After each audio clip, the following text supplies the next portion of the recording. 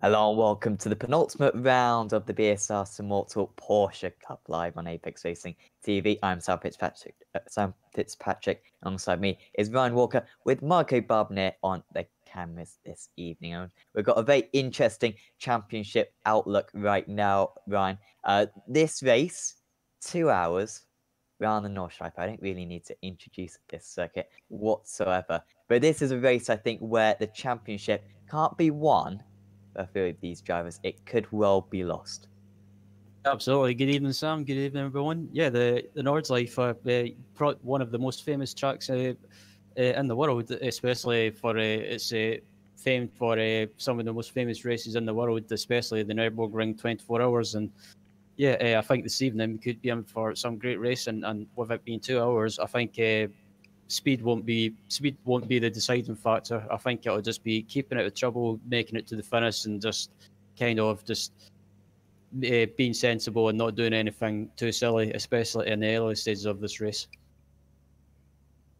Yeah, absolutely. In the championship, we got Chris Wood, despite a few spins last time out at Zandvoort, leading the way. And on this grid, we've got Ferenc Kern on the pole, Dennis Melcher on the front, a showdown runner. Then it's Chris Daines, Jamie Ayres, another showdown runner. Then it's George Simmons, Ronald Moons, Chris Wood, Sam Kume will be rooting for him, of course. Kip Stevens, Adam McNally, Lee Deemer, and Max Vogt rounding out the top two. And then it's Blake Haynes, Jigson, and Malcolm rounding out the grid. And we're about to get away here at the Nürburgring. Ferenc Kern from the pole position. And away we go. Kern seemingly going to lose out going into turn one, but we could see some side-by-side action. We've got Kumo really deep on the bricks, and he nearly makes contact with Ayres as they just about make their way through, but it's a fantastic start for Team Mad, for Dennis Melcher. He's got away from the lead. Now it's Chris Daines trying to apply a little bit of pressure just behind Ferenc Kern, but Kern hanging on. This is where you can make moves. This is where the race is so important. You don't want to get stuck behind someone for about 5 minutes on the Nordschleife circuit.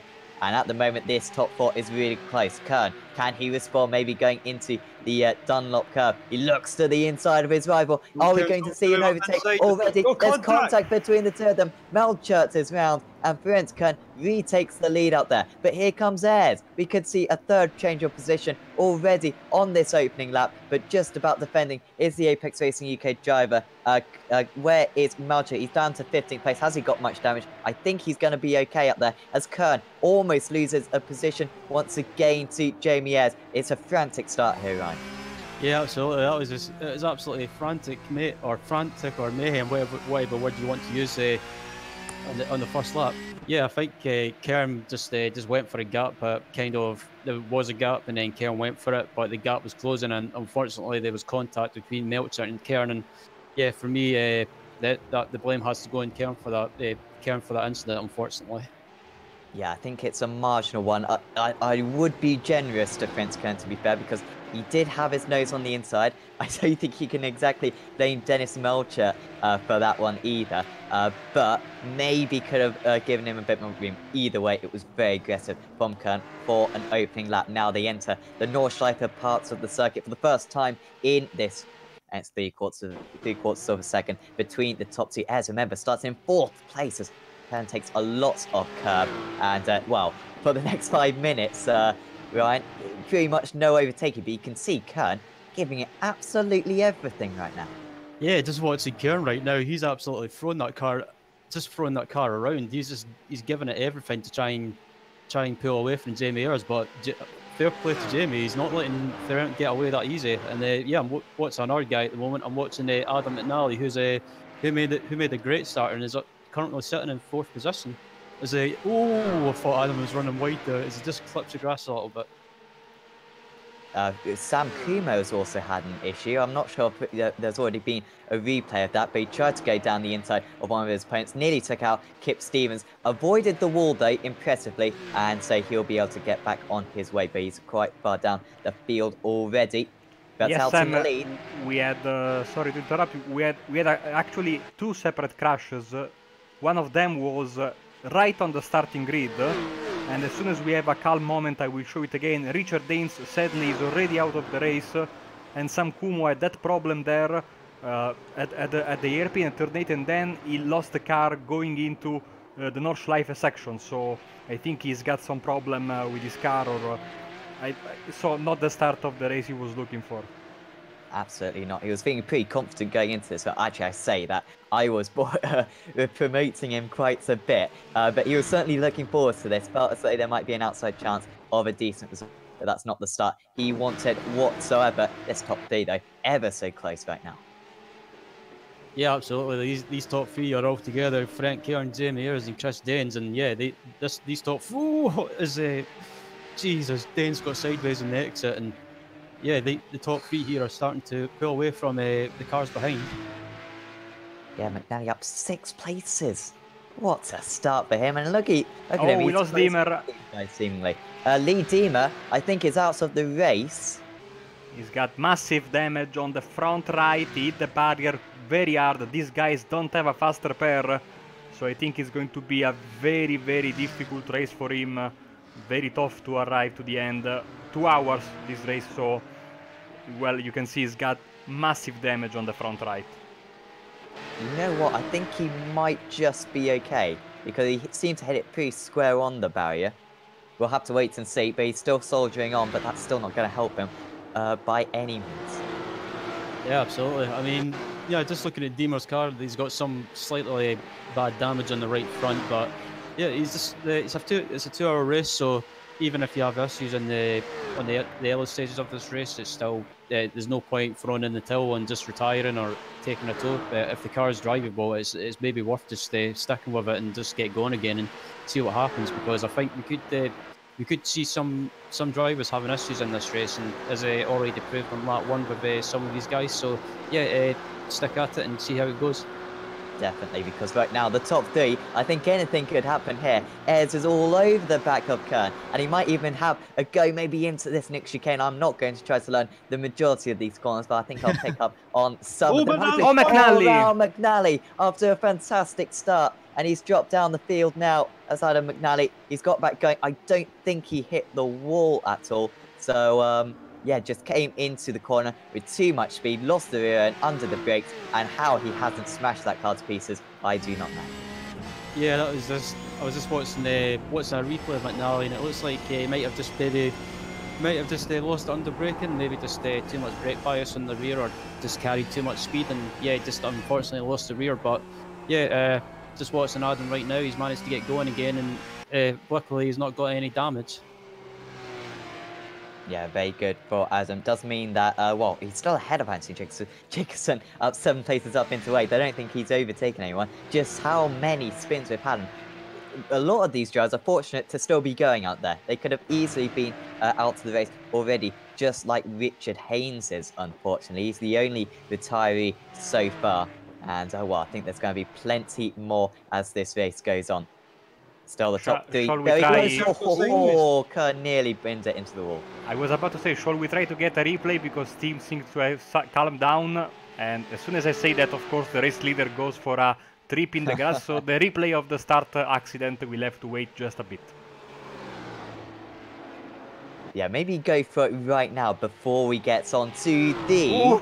Okay, stop talking about the replay. He does not want to finish this race, does he? Because he is not holding back. This is aggressive for a qualifying lap, let alone the first lap in a 2-hour race. He is not holding back whatsoever. He has broken the draft. I think he's going to break his car, though, very soon. Yeah, I'm just watching Kurt. What was it? Yeah, just watching in the background. Jamie Ayres is slowing down a little bit. Yeah, I'm just watching Kern right now, and it reminds me, weirdly, it reminds me of the qualifying lap that Hans Stuck set for the 2004 24 Hours of Nürburgring, where he was just absolutely on the limit on every corner. It was just absolutely magnificent to watch. But yeah, if I was Kern, I'd be kind of cleansing in a way. Jamie Ayres with a problem, I think a slowdown, and now he's back up to speed, but he lost many positions down to P6 right now. Yeah, I'm just trying to find that on the replay. Yeah, I think you are right, Marco. Yeah, he cut the corner at that fast kind of triple apex corner. It wasn't a lot, it's very harsh, and yet he's managed to lose 4 positions from it. George Simmons and Richard Danes very, very close. Simmons has got ahead of Blake then, apologies. Wood is next potentially on Blake, and yeah, Simmons, after not an inspiring qualifying or start, he's making his way up onto the podium now. Yeah, just watching this battle for third place at the moment between George Simmons, Michael Blake, and Chris Wood here. It's good scrap between these guys. Danes is going for a move on Kieran to turn one, and Danes has spun. Oh, he's got back going again though, and well, he shouldn't be too far away from his rival. Only 2 seconds lost us. A unique place where you can spin. Yeah, Chris Wood just spun in the background of just behind Michael Blake. Just spun in the exit of spun in the exit of the chicane after turn one, and but he's luckily managed to get it going again. Well, he had 3 spins last time out, I believe, at Zandvoort, and that's not the race. That's not the start he wanted. Too many mistakes from Chris Wood. He's now behind his championship rival, Jamie Ayres, and of course Michael Blake, second in the championship currently the leader of the showdown runners in 4th position. But still a long way to go in this one. Yeah, I'm just looking back up at the front at our leader, Frank Kieran at the moment. He's managed to build a bit of a gap to Chris Danes, who made a slight mistake, but just gave Kieran a bit of breathing space. But yeah, we're only about just coming up to 10 minutes in this race, and there's still a long way to go. So yeah, anything can happen.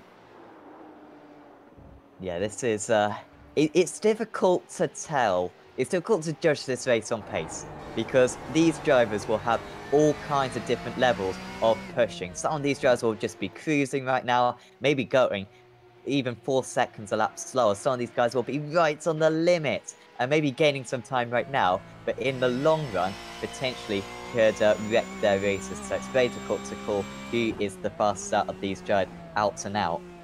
But currently, Simmons seems to be making time up on the top 2, and you can see how he's taking the curves quite liberally, and yeah, well, he's already on the back of his next rival, Chris Danes. That's incredible how he's all of a sudden just gained a massive chunk of time on the Project 4 racing driver. Yeah, George is not hanging around. He's managed to put the hammer down, and he's closed right up to Chris Danes. And yeah, I think George. I've watched George a few times in other BSR series, and yeah, he's one of those drivers. He doesn't always do it. He doesn't do anything silly. He's probably a sensible driver. So yeah, if he closes right up to Chris Danes, I don't think he'll do anything silly. He'll be more than happy just to sit behind him for the moment. Boy, I want that to be a commentator's curse, because that is curse-worthy, no doubt, for a massive shunt, potentially. At the moment, we have not seen it. Really close between Kumo and Wright currently. Kumo just going to the inside into the next fast left-hander, and he should be able to make that one so easy to go wide. But he has made it. Max Wright, of course, one of the showdown runners. His main aim in this one, which would just be to get to the end of the race, pick up a load of points. And, well, that would be very good for his championship, potentially. Absolutely. As you say, Mr. Kumo has managed to gain another position after getting by Max Wright. So, yeah, I think, Sibili's, I thought he was running wide there. Yeah, Sibili's is one of those drivers that I've always liked watching. I mean, he's not always been the quickest, but he's more than a safe pair of hands and always races with a sensible head on his shoulders. So, yeah, I'll be interested to see how Sibili gets on. Yeah, we expect him to slowly rise through the field as this race goes on. Also, Chris Wood looking really close on Jamie Ayres. He can't make the move at the moment.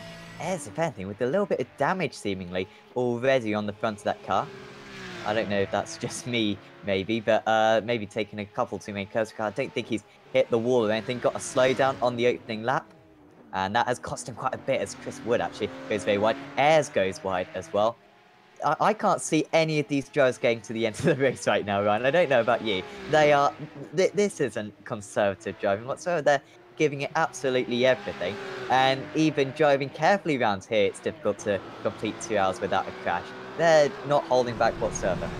Yeah, these guys, these guys right here are kind of just using that mentality of I apologise if it comes across as swearing. I know our boss Alex Simpson's watching, so yeah. But anyway, I'll say it just in case. Yeah, these guys are absolutely going balls to the wall. Absolutely. I think that's a good way of putting it, to be fair. Well, let's see if Chris Wood maybe can apply some pressure to Jamie Ayres. It's also very close between Danes and Simmons as well, but Wood, I think, is the closer to make a move potentially. This is big for the championship. Ayres third in the championship. Wood is first, and he's going to go side by side now with his rival. There's a hell of a lot to lose for these two, but out the green hell, Chris Wood moves up into 5th place. Yeah, that was a good move by Chris Wood. He got the run in Jamie, and yeah, fair play to Chris and Jamie. They left each other just enough space to get through that fast left-hander, and as Chris floats up, yeah, they left enough room for both of them to get through the corner. And excuse me, a good move by Chris. Yep, straight up into that position. Also, George Simmons has got ahead of Chris Danes. Apologies if we've already seen that on the screen. No, we are not. We are showing now the replay at the carousel. A mistake from Chris Danes, and Simmons was able to make the pass. Oh, Simmons really across the car. I almost half expecting him to get a slowdown. Oh, he's all over the place. Simmons. He's well, that's going to heat up the rear tires as well, Ryan. And once you do that in this car, or any car in iRacing, it kills the rear grip. And there's not many straights around here for those tires to cool down either. Yeah, I was just about to bring on to my next point as well. These guys getting sideways in this car, and also these tires. If you get sideways with them, with the tire model in iRacing, if you get sideways or slide too much, the tires can take a bit of a pounding, and they take a while to cool down and get some grip. Oh, as the Danes runs wide.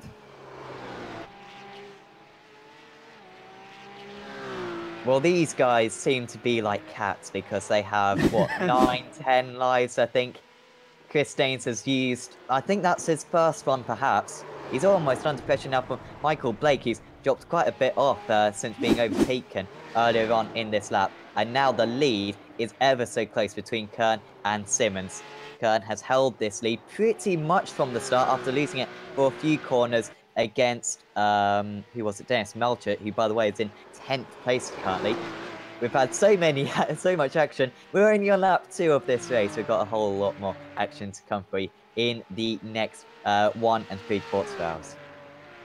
I'm just looking back up at the front as well, and I'm just looking at Ferenc Kern and George Simmons, and yeah, George Simmons has managed to, even though he's been throwing that car around, he's managed to close that gap down quickly to Ferenc Kern. So yeah, I think we could be on for the battle for the lead.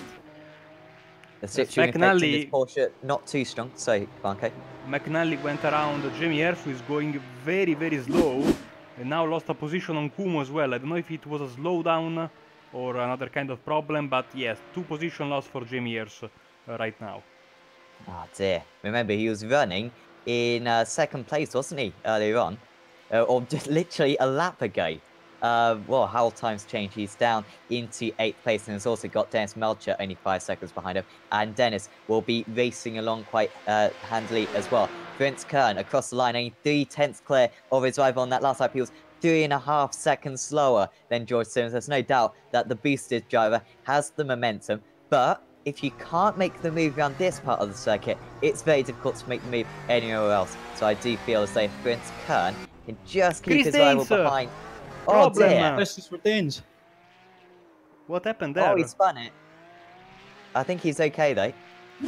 Let's get a replay of that. Yes, he was clearly in front of Michael Blake coming into the first corner on the brakes with a decent gap over his opponent, and yes, he went around, not as much as to trigger the incident system, but yes, he quite clearly went around. No damage for him, but a lot of time lost.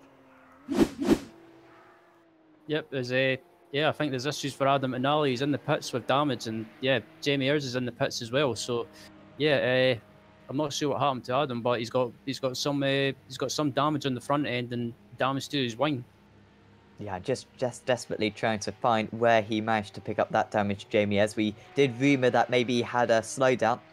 But I think it may have been even something more serious than that. Now, if I remember correctly, at Oh, the Le you know Mans what? race, Sorry, Marco. Jamie S did get a slowdown. I don't know if he's got some damage as well, but he definitely got the slowdown at the exact same spot as he did on lap 1. Apologies. don't worry, man. No, like I was saying, if I remember correctly, I will save the point for later because my dog is going absolutely crazy. We can half hear him in the background, or her. That's just made my evening. Yeah, what more do you want?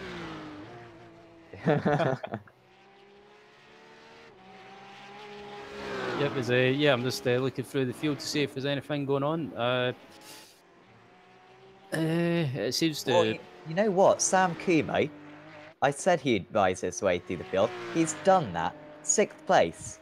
I haven't seen him overtaking it. Well, in fact, no, we saw that one overtake, didn't we? That was about it. He's only 1 place behind Chris Wood, 2 places behind Chris Staines, and yeah, 6th place overall, ahead of Dennis Melcher. So yeah, what a race this has been. Incredibly, Melcher, remember he was leading earlier on for a couple of corners. He's now half a minute off the lead, just hasn't really had the pace of the front runners, and getting stuck behind slower drivers so much. Yeah, so Willie's having a good run so far. I mean, yeah, he's not as I said before, he's not always the quickest of people, but yeah, just looking at his lap times out of interest, I think his best lap time at the moment so far in this race is an 8:26.3 compared to he's not that far off his teammate Frank Kern, whose quickest time was a 8:26.0, so only about 2 or 3 tenths off. So yeah, good pace from Simili so far and a good run as well. So the point I was making earlier, before being interrupted by my dog, was that if you remember, guys, at Le Mans, they stopped very, very early because they had basically the fixed setup as fuel for a sprint race. So they made stops very, very early, put a lot of fuel in the car, and more than what they had at the beginning, because then they could fuel to the entire capacity of the fuel tank. And after that, we had regular stops, every once in a while. So I'm expecting, if the setup hasn't changed, these guys will go into the pits very, very early for their first stop.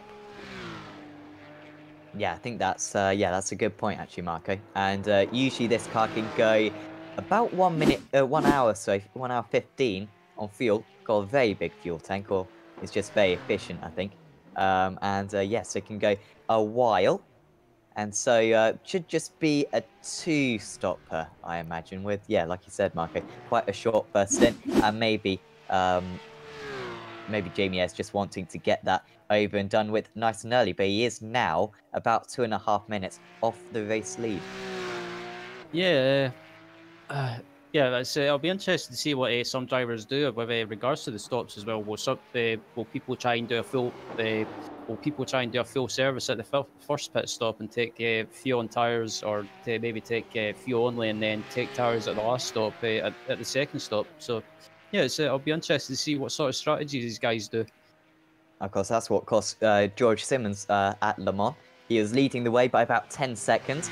Took tires though at his second stop, with about an hour of the race to go, and no one else did.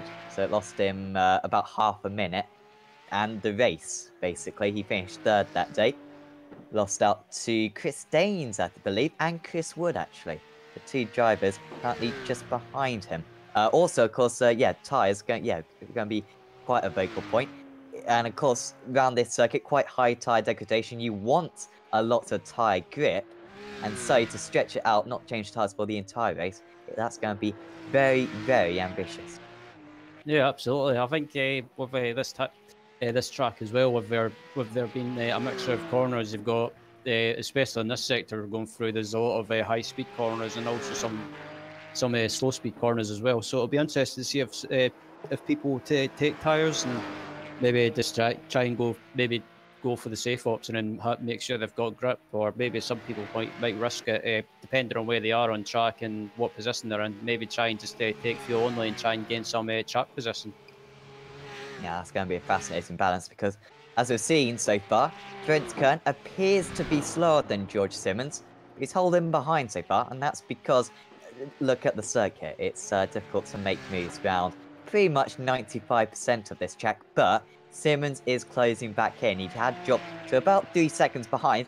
It doesn't matter how far behind you are, though, around the middle part of the circuit. It all matters, though, down the Dotnaho, how close you can get. And now, as we reach the final few corners before the Dotnaho, he is closed right back up, and this is where he needs to be. 0.6 of a second behind there. 8 seconds ahead of Michael Blake now, running a very strong race in third place, but coming under increasing pressure from Chris Danes behind. But we'll pay attention to this top two.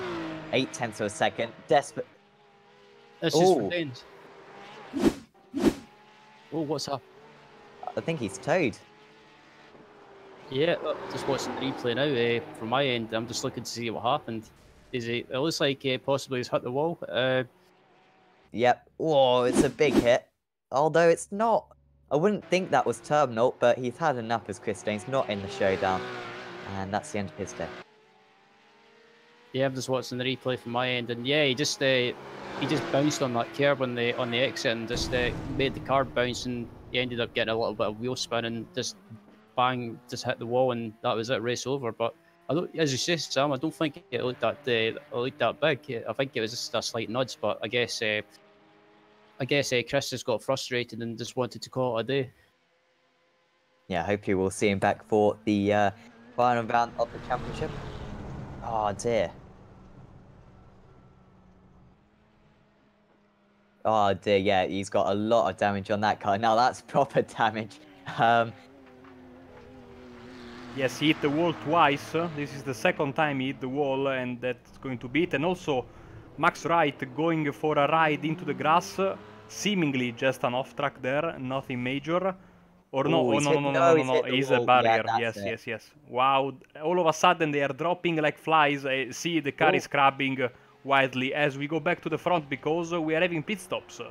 Yeah, both leaders are in. It's Kieran's in the pits, Simmons in the pits. So I'll be interested to see what these guys do with regards to strategy. Will they take fuel only, or take a full service and take tires as well? It's interesting to see what these guys will do. Yeah, and they'll be absolutely desperate to get track position on one another. We've seen how important that's been. If you're ahead, it's difficult to be overtaken. If you're behind, it's difficult to force that overtake. Lake, Wood, and Akume have also come into the pits. So too has Melcher, and Jacobson, and Moons, and Stevens will also come to the pits. Jamie Ayres is probably the highest up driver. You will not need to pit now. Kern a little bit further down the pit lane. Will he be able to react to Simmons? Simmons though, is going to be ahead, and Kern taking a lot more fuel. I don't think he's taking tyres here. He hasn't got up on the jack, so it'd be an insane strategy to take tyres. Ferenc Kern eventually gets out of the pits, and he's still in second place, but now 8.5 seconds off the race leader.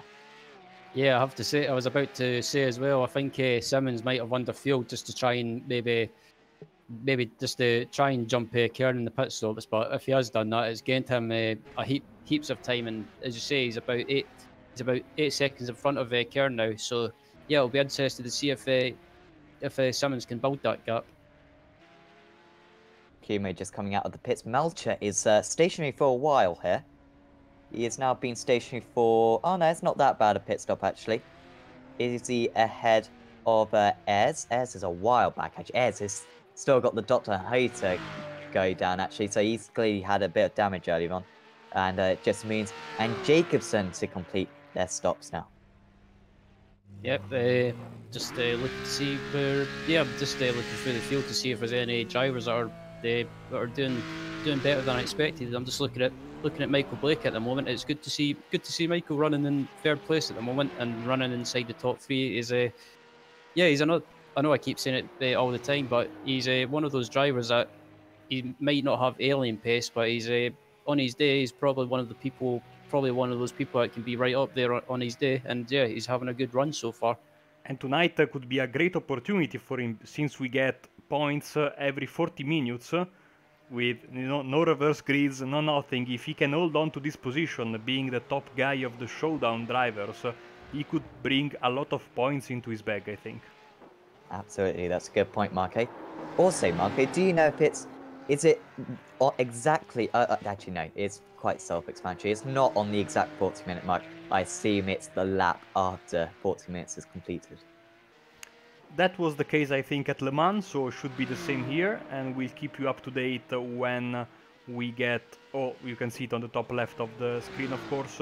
We are 12 minutes away from the first of the 3, let's say, in cycling they call it flying finishes, basically, when you go to a finish that basically doesn't stop the race, but you go ahead and you get points for being in front at that particular point of the race. So Simmons and Kern, of course, not drivers in the showdown. Michael Blake is, and he will be very happy if he can keep the car clean, because he's got, you know, decent gap over the guys behind him, and like I said, being the leader of the showdown drivers, he can bring home a bunch of points, and you know, only 3 rounds in this showdown. So I mean, if he can get to the final race with this kind of points in the bag, could be, I say, the favorite to win the title, maybe. Yeah, absolutely. Chris Wood, though, second currently out there, out of the showdown burn, so he's not going to lose too many points seemingly. Sam Kuma up into 5th ahead of Dennis Melcher and co. But who did Kuma... Oh, of course, Dane's crashed, didn't he? Dare I say, Marco, we could go back to the first lap with Richard Haynes. What happened to him? Yeah, let's try and let's hope that iRacing is, you know, kind with us, because, you know, in this big track, replays are a bit iffy. Let's go. So yes, the replay is working, and good start from Haynes. He goes between right and gets hit by right, then smashes into the right side, into the pit wall, and that is his race. I think he did like 200 meters, and that was that for his race, unfortunately. Then we go back to the other crash, because that is Ferenc Kern. You can see him on the cameras right now, trying to catch Dennis Melchert, and that was, you know, the big contact that we had, that basically took Melchert out of the running for the lead and probably for the win. The pack was very close to one another, and they go to the hairpin. Let's see, maybe for from the front camera here. Yes, Ferenc goes for the inside. You know, that was a very, I'd say, 50-50 crash. You see Kumo going into the gravel, into the grass, to avoid the damage, and then I think he went around as well a few seconds later. I don't know how to call that crash, guys, because watching it, basically Ferenc Kern was 3/4 on the inside of Melchert. So, but of course the argument can be, you know, people can say, and they are rightful in saying that it's the first lap of a 2-hour race, so maybe he should have been a little bit more patient. What do you guys think? Yeah, I looked at the replay. I've looked at it from different angles, and I've looked at it a few times, and yeah, I would have to agree with you, Marco. It's a 2-hour race, and it's a bit silly trying to make a silly move on lap 1 of a 2-hour race. And I think, in a way, like, you know, Karen had every right to go for a move. The gap was there, but then the gap started closing when Kern went for a move, and in the end there was this contact. But I don't know who to blame in that. I think it might have been, for me anyway, after looking at it, but I would probably say that it's a 50-50 incident. Yeah, certainly from my perspective, maybe a little bit more room could have been left by Dennis Melcher. I wouldn't say it was reckless necessarily from Ferenc Kern. He had his car on the inside, as you two have already commented on, yeah, didn't leave him a whole lot of room, and just a tiny bit of understeer for Kern, and that was enough for them to make contact. It was just unfortunate, really, how it worked out for Melcher, because those incidents, sometimes he'd get away, not really lose too much time. In the end, he was turned 180 degrees. And on the first lap like that, with all the other cars racing past you, yeah, losing a whole heap of time. At least, though, he didn't sustain too much damage, and he's still motoring along quite nicely in 6th place. Yeah, I mean, it's the Dennis. He's still having a good race at the moment, and currently sitting in 6th position. But I think he might be a bit. He might feel a bit. How can I say? He might feel aggrieved by that incident on lap 1. I mean, It's just that, as I say, for me, in my eyes, it's a 50-50 incident in a 2-hour race. It's just no point making any silly moves. So yeah, it'll be interesting to see what the stewards make of that after the race when they do the review. I'll say it again, review the protests. Yeah, I think so. If there is a protest coming in, which I assume there will be, at least. And of course, he could get a grid penalty for the season finale. Where is it? I can't actually remember. Oh dear. I ought to know. Oh, that's going to bug me now. I'm desperately trying to find which circuit it actually is. I think you're right.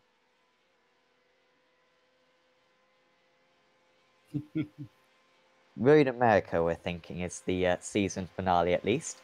It'd be a fitting season finale, certainly.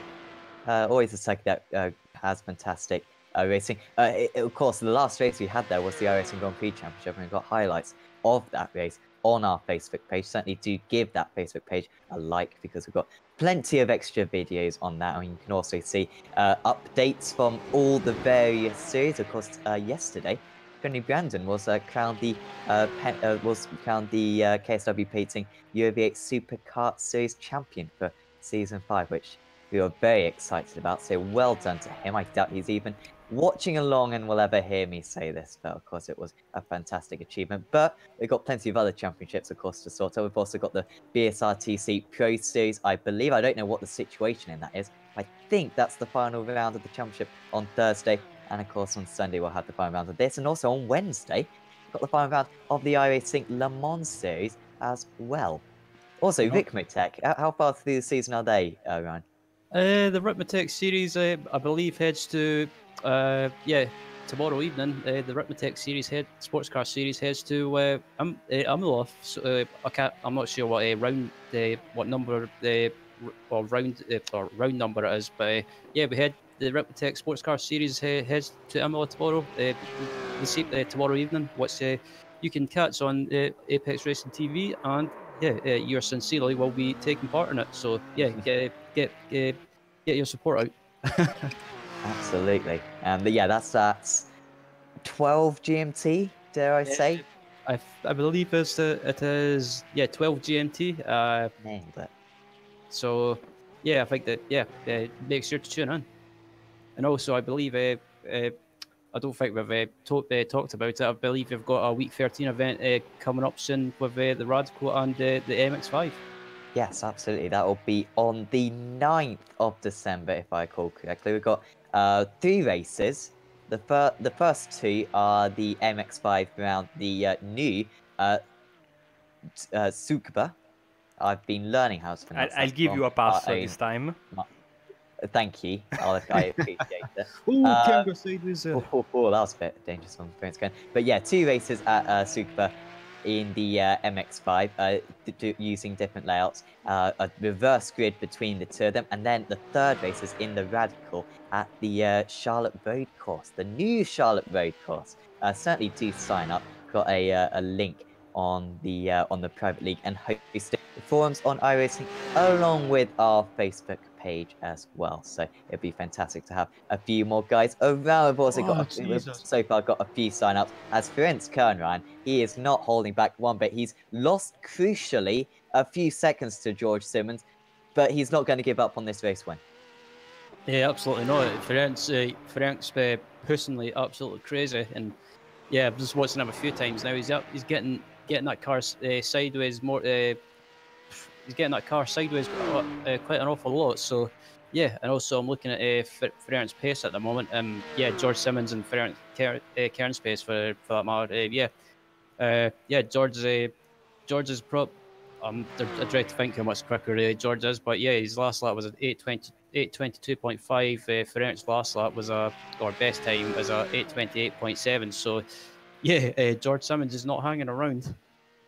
Absolutely. So far, since they've exited the pits, just over a lap ago, he's been able to pull away by about 3 seconds of George Simmons. So it's not overwhelming pace. It's 2 seconds a lap, which around, of course, any other circuit would be massive. But yeah, it's not massive around this place. And of course, it's so important that these guys don't make mistakes. So we're all well and good setting a couple of very fast times, but if you bin it on the next one, it doesn't really pay for much, does it? Although, in a few moments' time, it is going to pay for something, because we are at 38 minutes and 20 seconds. Just to remind you, the races are divided into 3, or this whole race is divided into 3. They earn points every 40 minutes. And so, at the end of this lap, as long as George Simmons doesn't complete it at light speed, we are going to see the first points being distributed. George Simmons currently leading the way with half a lap more to go. Yeah, absolutely. And yeah, also still sitting in third place at the moment is Michael Blake, having a good run. Yeah, fourth place at the moment is Chris Wood. Chris Wood, I believe, is starting to close ever so slowly on Michael Blake, so we could be on for a battle for third place very soon. Yeah, I think Wood has so far exhibited how he's got more pace than Michael Blake, but I think Blake might be the one driver out there who hasn't made a mistake. And to be fair to him, I haven't seen him slide about whatsoever, and that's a curse. If there ever is one, but no, he's still driving very strongly. And crucially, if he can just beat Wood to the line, he will score some crucial points in the Showdown Championship. In the Showdown, he is currently, so frantically try to look at the standings. I think he's about 30 points off the lead. No, he's 22 points off Chris Wood. So I think he'd gain about 4 points if he ended like this, and that would be a very good start to his evening. Yeah, absolutely. Yeah, I'm just looking through the field at the other positions as well. Yeah, Dennis Meltzer still sitting in 6th position all by himself at the moment. Anthony Jacobson sitting in 7th position. Ronald Moons, yes, in 8th position. Jamie Ayres in 9th, and rounding out the top 10 is Kip Stevens. I guess we should just go through the pit stop times from that first stint, because that's going to kind of tell us what's going to go on later on. Everyone did about 34, 33 seconds, apart from race leader George Simmons, who did a 25-second pit stop, and also Kip Stevens did a 23-second pit stop. Oh dear! Championship leader. And I did say earlier on how you can't win the championship today, but you can certainly lose it. Well, that was very nearly lost. Yeah, I'm just looking to see just trying to see what happened, and yeah, unfortunately my replay won't show up for some reason. Oh, so Kume spun as well. Sorry. That's fine. Just looking to see what happened to. Yeah, Kumo spun as well. So yeah, just a little issue for Kumo, but yeah, he's managed to get going again. He hasn't lost any place, although that's brought Dennis Meltzer back into the game. He's now only 7 seconds behind Kume, because Kume had to do a 5-point turn, seemingly, to get back going. That's not what Kume needed whatsoever. Incredible close call for the leader just a few seconds ago. I don't know, I have no idea how George Simmons didn't crash. As you can see now on the replay, that was so close. Yeah, leaving dangerously. Yeah, I'm just looking back at the replay to see, or trying to find out what happened to him on my end. Yeah, close call for George Simmons. Yeah, I think I just saw that one back. That was 1 slide and a half, and well, just about keeping it out of the wall. I just seen that on my replay. Yeah, that's one way to empty your bowels.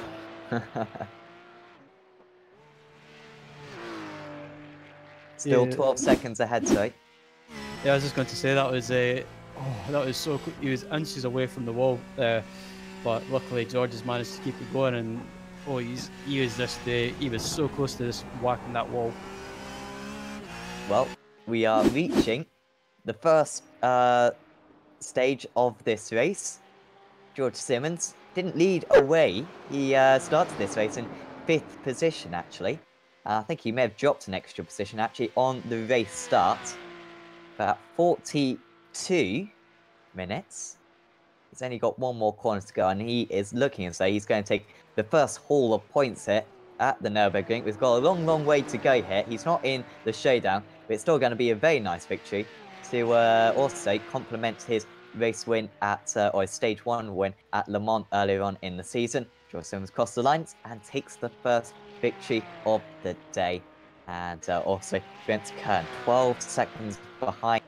And he looks like he's going to take second place. And crucially, Michael Blake, he's just going through the final few corners. He is going to be the top of the showdown drivers at this first stage.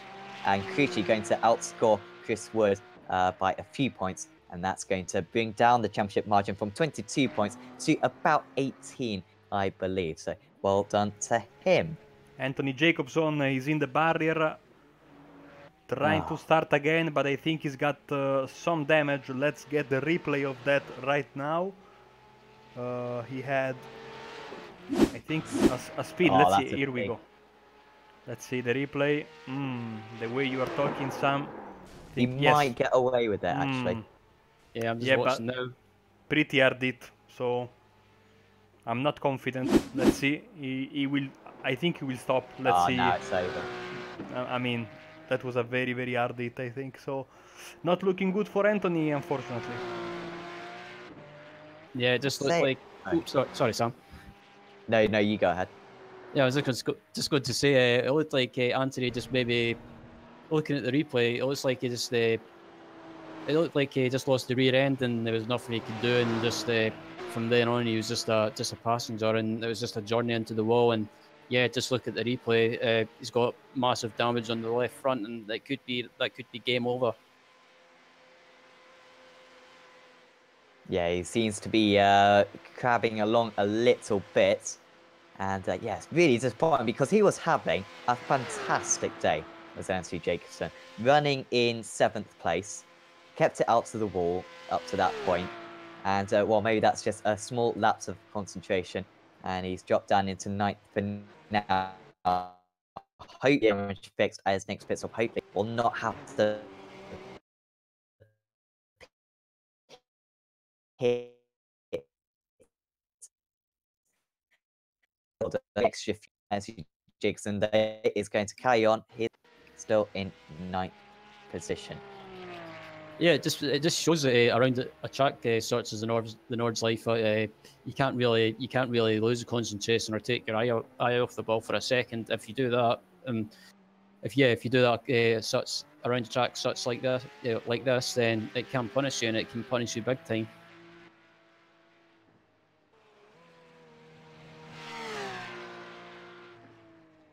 Seemingly, right now, the battles just thinning out a bit. We have got this decent battle, I guess. It's got Jamie Ayres. He's only 5.5 seconds ahead of Ronald Moons, although he is pulling away. And then, of course, we've got Anthony Jacobson.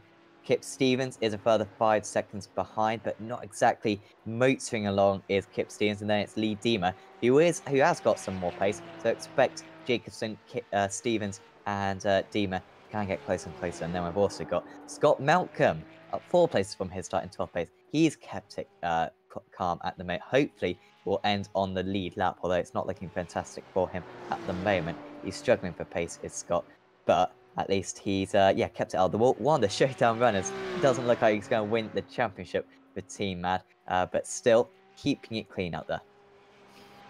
Yeah, absolutely. He's doing a good job at the moment. I mean, he's kept out of trouble and he's still going. And I'm just looking to see if there's any battles or that going on.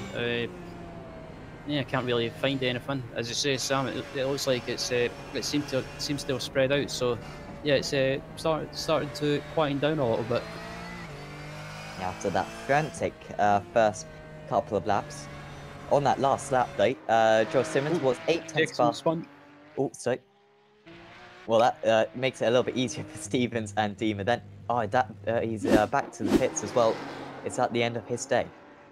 Yeah, I'm just watching now. He was heading onto the Nordschleife section, and yeah, it looks like he just spun out and just decided to escape and call it quits. Yeah, already with a bit of damage then. So that's another driver out of the race, unfortunately.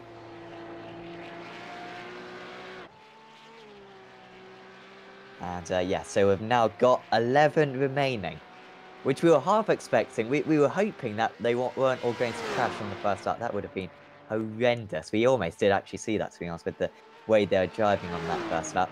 But yeah, we've still got plenty more drivers left. On that last lap, George Simmons gained 8 tenths of a second on Vince Kern, but that lead gap staying at about 13 seconds. So Kern not losing out too much to his rival. That one's very much still on. Michael Blake, unfortunately, just doesn't seem to have that pace. He's 15 seconds behind. And it's Chris Wood, who's already had a couple of spins today, and Sam Kume, and then Dennis Malchuk rounding out the top 6. And it's a minute and 10 seconds back to Jamie Ayres, a proper divide. Remember, Ayres had to pit early for his first pit stop and get some repairs done. That's why he's so far off the field. But he is, he's closing in a little bit on the drives ahead, but that's going to be a long job for him. And, that's going to be, going to just have to hope that maybe one of the top 6 have an issue later on. Yeah, absolutely. I'm just looking, excuse me, just looking back up at the leader, George Simmons, at the moment. He's got no one really to challenge him at the moment. The closest car to him is Frank Kern, 12.6 seconds behind, 12.5 seconds behind either way. And yeah, it's kind of, as I said before, it's just spread out, and it seems everyone's just being sensible and just trying and make it round to the finish of the race, or try and get to the last pit stop. Yeah, definitely. And still got another half an hour until the next kind of split stage. We ought to kind of sort out a proper name for that. Any good ideas? It could be something really cool, actually. That would be awesome. And then we could say it every 40 minutes. Anyway, something for the name, whether it be split or stage, for this type of race. But yeah, we've still got a while until the next one. Half an hour to go, and of course then we'll get another one at the checkered flag as well.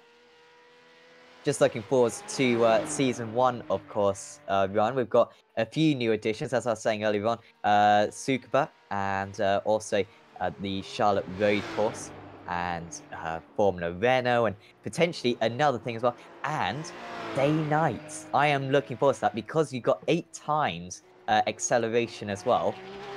Imagine this place, 8 times, that's 16 hours. You could go from afternoon through the night to the day again. I want to see that. Yeah, absolutely. I was about to ask as well, what are you looking forward to in the new iRacing update? For me anyway, I think day to night transition is the thing I'm looking forward to the most. Also, we've got the what, I can't remember the new open wheel car now. Correct me if we've got the Formula 3 coming as well. We've got new content coming to iRacing in the new iRacing update. As George Simmons is slowing. What is going? Maybe an hardware problem, I think. Oh dear. Yeah, I was about to say Simmons is slowing. I was about to say it because surely it can't be fuel. Let's see, he's going very, very slow on board. I'm just looking to see where Frank Kern is. Kern's coming up behind him. He's in the wall. He's in the wall. He's in the wall. So absolutely disastrous for the stage 1 winner, George Simmons. Was he completely blind at this point or something? But put it into the wall, and it was looking like a really tasty lead battle. That not anymore. George Simmons out of the race. Judging by his onboard, sounds like almost like his car died, but that is not possible in iRacing unless you blow the engine, but there would be a puff of smoke. So I'm watching on the onboard, on the replay, and I have no idea what happened there. Yeah, I'm just looking back at my replay to see what happened, just to see if there's anything, anything strange or suspicious, not suspicious, but strange on his onboard. I'm not sure what happened there. He just suddenly started slowing. Surely it can't be fuel because he's still got a few laps until the last pit stop, unless it's maybe hardware failure or maybe something like that. It was an odd one. Well, so hopefully George will contact us in the chat. He was already swerving around a little bit before he seemed to lose his throttle application. Still applying a little bit of throttle, seemingly, down the straight, and then just went into the wall. I don't understand why, because he's still sitting on the track side, so I have no idea what happened there, because he's stopped there, not moving the car. That is very, very strange. Unless he had to run to the bathroom.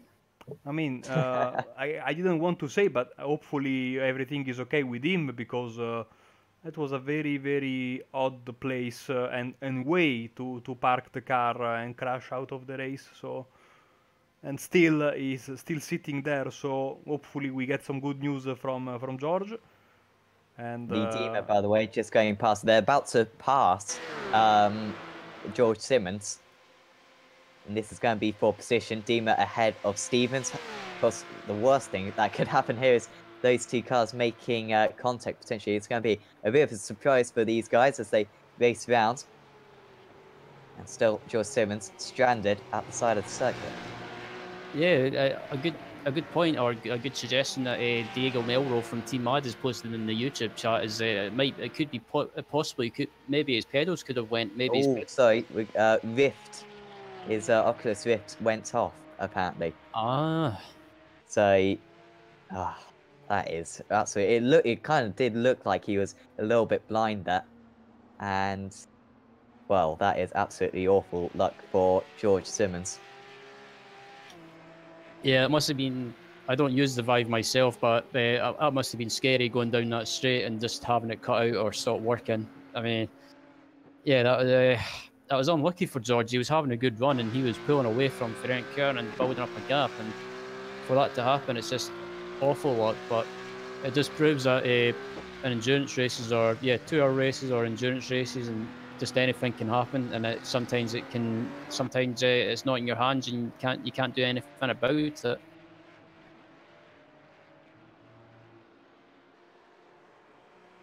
Yeah, he's still at the side of the circuit as well.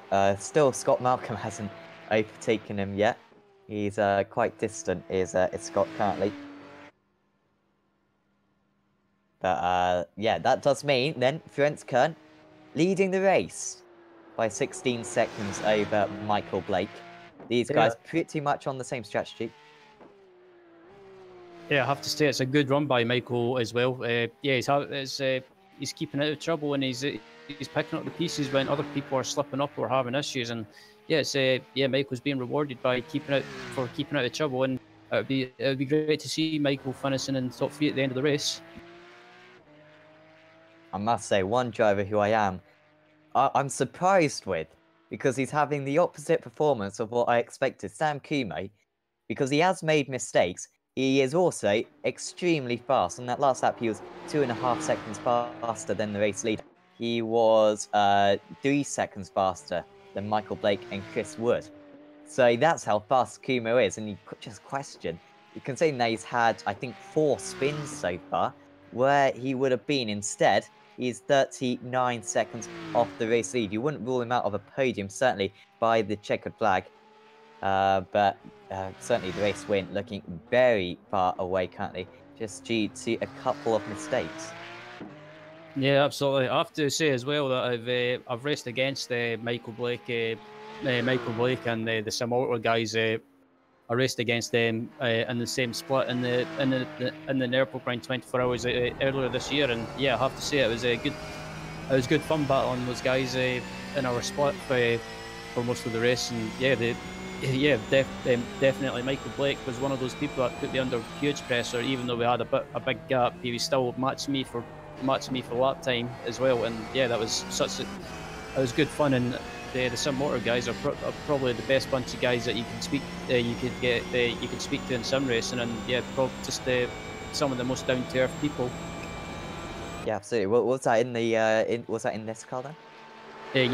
This was in the Porsche. Yeah, the Porsche. That was let's just say the Porsche around this track when you're right on the edge and pushing is it's scary, but also scary fun at the same time. If it's a good description.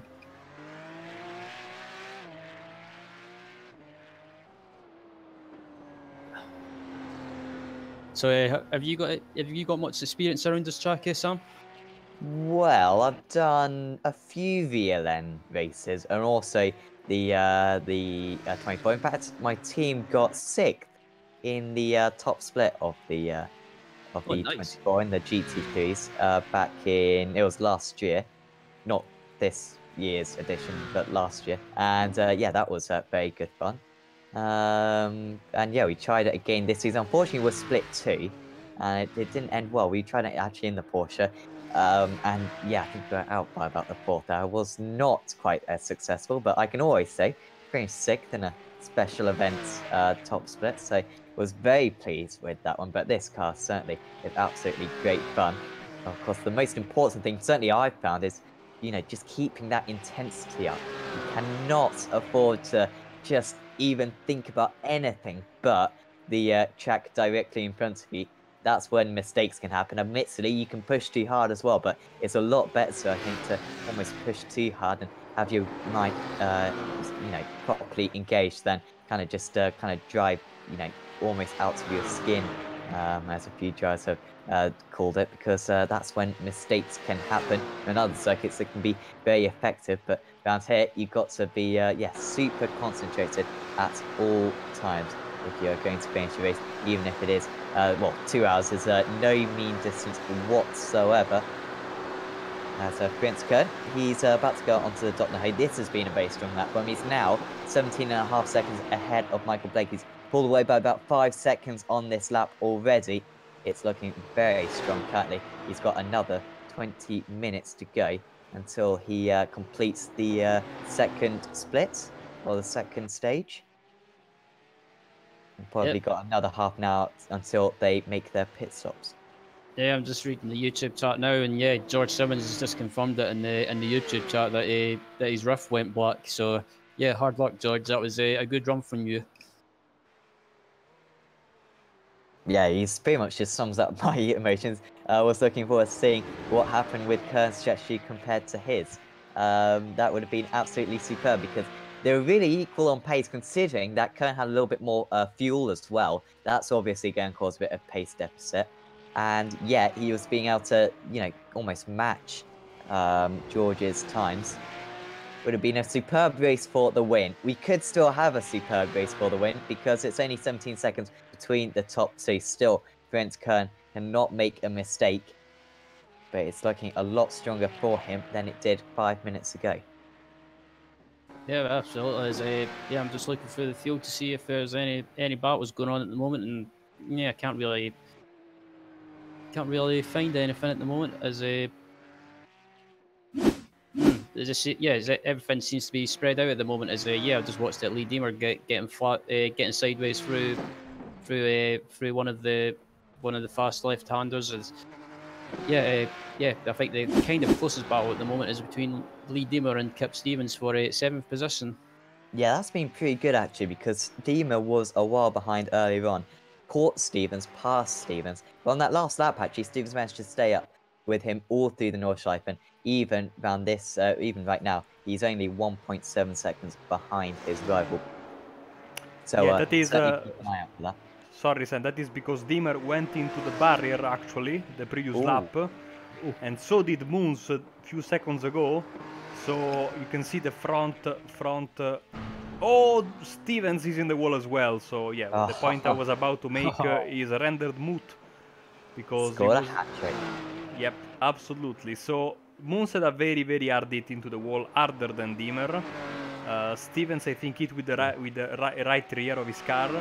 But Dimmer's car looks to be in bad shape, but this mistake by Stevens gives him a little bit of breathing room.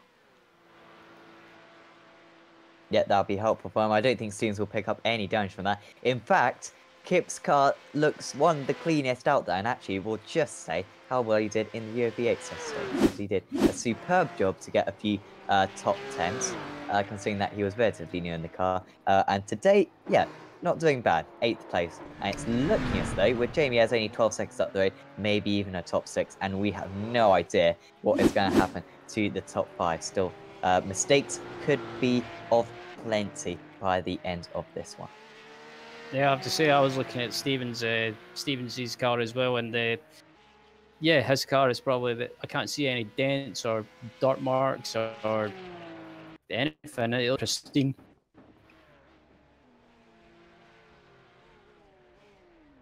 Yeah, it's going to be a slightly slower lap time for Kip Stevens. I think he did a 37. Oh, and he's spun it once again, coming out of turn 2. Now, is this going to invite Ronald Moons a bit closer? Because Moons was about 15 seconds behind, but I think with the damage that Moons has got, yeah, he's still a little bit behind. But a couple of mistakes maybe creeping in for Kip Stevens. Maybe those tyres wearing a little bit too much, Ryan, and well, this is going to be, this race is going to get harder and harder as it goes on because we've seen these drivers really pushing these cars a lot, sliding a lot, and that's going to take a lot out of these tyres, and they'll try to be going the entire distance. I do think, though, that for maybe some of these guys near the back of the grid, might just be worth changing the tyres, making sure that they get to the end of the race nice and cleanly. Yeah, I was going to say if for these guys that are maybe towards the back of the field or just outside the top 10, it might just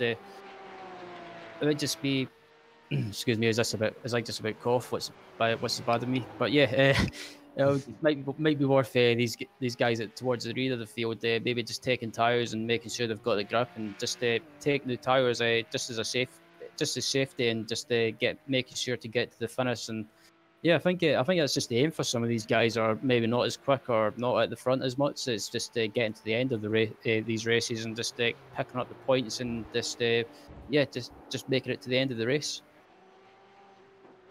Yeah, that's got to be their #1 aim. Because it's a difficult mentality, isn't it? Because you kind of got to think, well, if I spin, then I lose a lot more time. Oh dear, yeah, you lose a lot more time pushing too hard and spinning than you do just cruising around there. But it's incredibly difficult to get into that mindset. And of course, it's difficult to kind of just throw away, 3 seconds a lap around this place when you could be going faster. But that's sometimes where you gotta be thinking of taking tires. Surely would be the wise decision for these guys.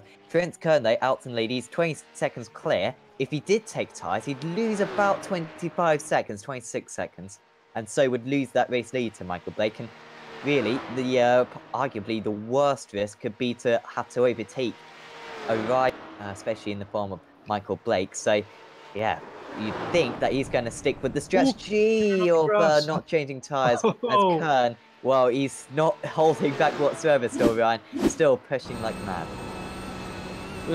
Jesus, I was getting heart palpitations. That was scary to watch. Yeah, as you say, Sam, Kern's not giving up, and he's not stopped pushing. I think he's trying to build that gap as much of a gap as possible to Michael Blake for when he makes a pit stop, but he doesn't lose too much time. But I think it depends if Michael Blake's saved enough fuel to go for another lap. But I think these guys up at the front, they'll probably pit on the same lap. So I don't, as far as I'm aware, I don't think Kern will lose the lead as he bounces on that curve. I don't know if this is comfortable for Prince Kern, but how he's been able to keep the car out of the wall, and with relatively few mistakes as well, I will add. So far, we're not even halfway through this. Oh, so we are over halfway through this race. But yeah, he's not going to be easy to get to the end of this one. He's only got 13 more minutes to go until he's going to be able to take potentially that stage 2 victory after Simmons took the first one. Looking very strong for Prince Kern to take the second. Yeah, I'm watching Kern in every corner, and he's just absolutely throwing that car around. He's launching it over curbs and he's just absolutely wringing the neck out of this car. And Kern hit the wall! The race leader, the second race leader to have crashed from the lead. He's going to try to get back going again, and that's a very nice little pirouette. But is he going to lose the lead to Michael Blake? Well, I think he's not going to lose it right now, but you can see that car is completely over. The race leader is out of the race.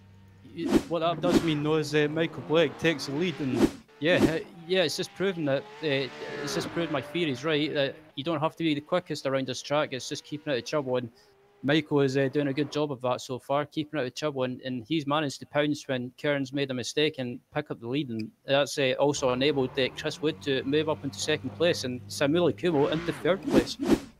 Wow, what a change. Michael Blake, well, this could be a reignition of his championship challenge, because right now it's looking as though he's going to take the stage 2 victory here he's been the one guy, and I don't want to curse him at all right now, as he goes onto the dot now. Hey, maybe, hopefully, well, if he crashed down here, that would be something quite spectacular.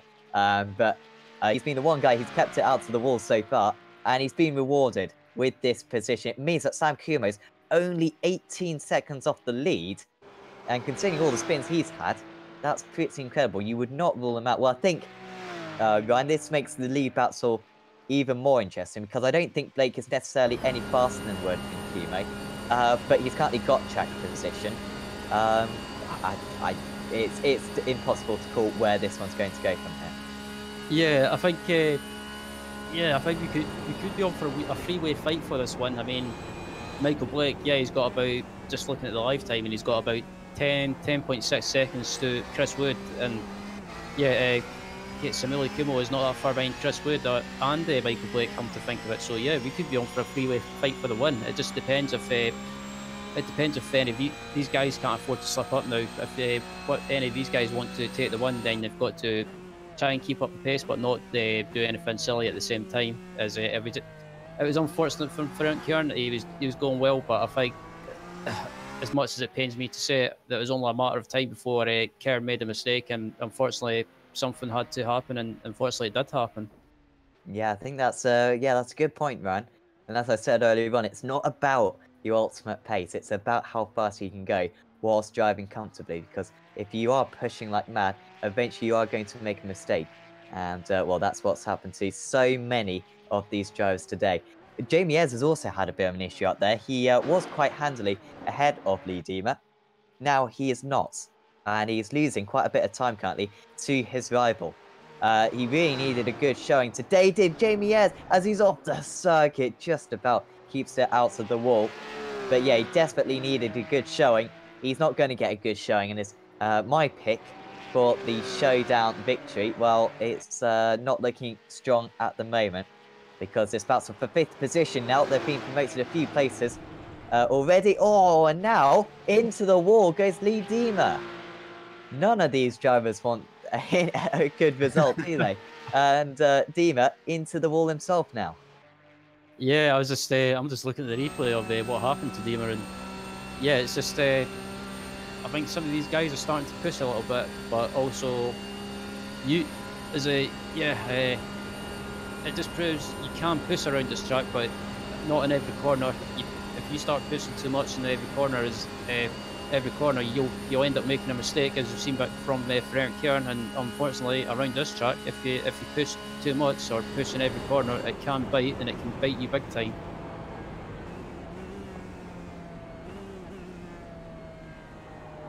Yeah, it's all about getting that balance. Lee Diemer is well, he closed in a bit on Jamie Ayres, but didn't really want the switch. And into the pits actually comes Lee Diemer. So he's pretty much the first one to blink. He will be able to get to the end of the race from here, and I would not be surprised if he now takes some tyres.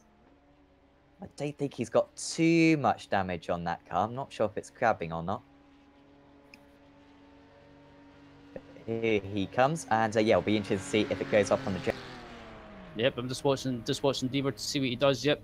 Oh, he missed his pit box ever so slightly. I think Diemer might be taking fuel only. So yeah, it looks like these tyres can go the distance, or yeah, do a double stunt. Well, they do take the tyres separately in this car, so we'll have to wait for another kind of 10 seconds or so to see if it goes up. Because, well, this would an early pit stop would explain why he's in right now, because they should be able to get a little bit further, and Lee Diemer is now up on the eject, so taking some tyres. I really do think for some of these guys, that's the wise decision. The top 3 are so close right now that they can't really afford to take any tyres, but I think everyone else, it's just worth taking the security, finishing the race, and it just makes it that little bit more comfortable, and in the long run, may well be faster as well. We'll have to wait and see. Yeah, I mean, excuse me. Yeah, I guess if you're one of these top 3 cars, I guess in a way you can't, depending on how you feel on the used tires. I mean, if you want to try and save as much time as possible and try and stay in the lead, if I was Michael Blake, I would maybe try and take fuel only at the last stop. So yeah, it'll be interesting to see what strategy these guys do between the top three at the last stop. If some might try and take just fuel only again, and maybe one of them might take the gamble and try and stick on new tyres for the finish and try and gain some time and try and go as quickly as possible. I'm wondering, did Lee Deemer maybe get a speeding penalty on pit entry? I'm not quite sure because he seemed to be held after he took tyres. I'm just trying to see maybe if he did or not. And no, he was okay. So yeah, maybe just take a little bit extra fuel after the tyres were completed. By the way, top three, they are closing in on one another. On that last lap, Blake was the slowest and Kumo was the fastest. Blake did a 28.39, Wood 28.11, Kumo 25.16. He's the fastest guy out of these three, seemingly. He is only 17 seconds off the lead right now. And it looks as though, at least for the checker flag, I think the second stage is going to be, that's pretty much sorted, but the checker flag result, that's still looking very open right now.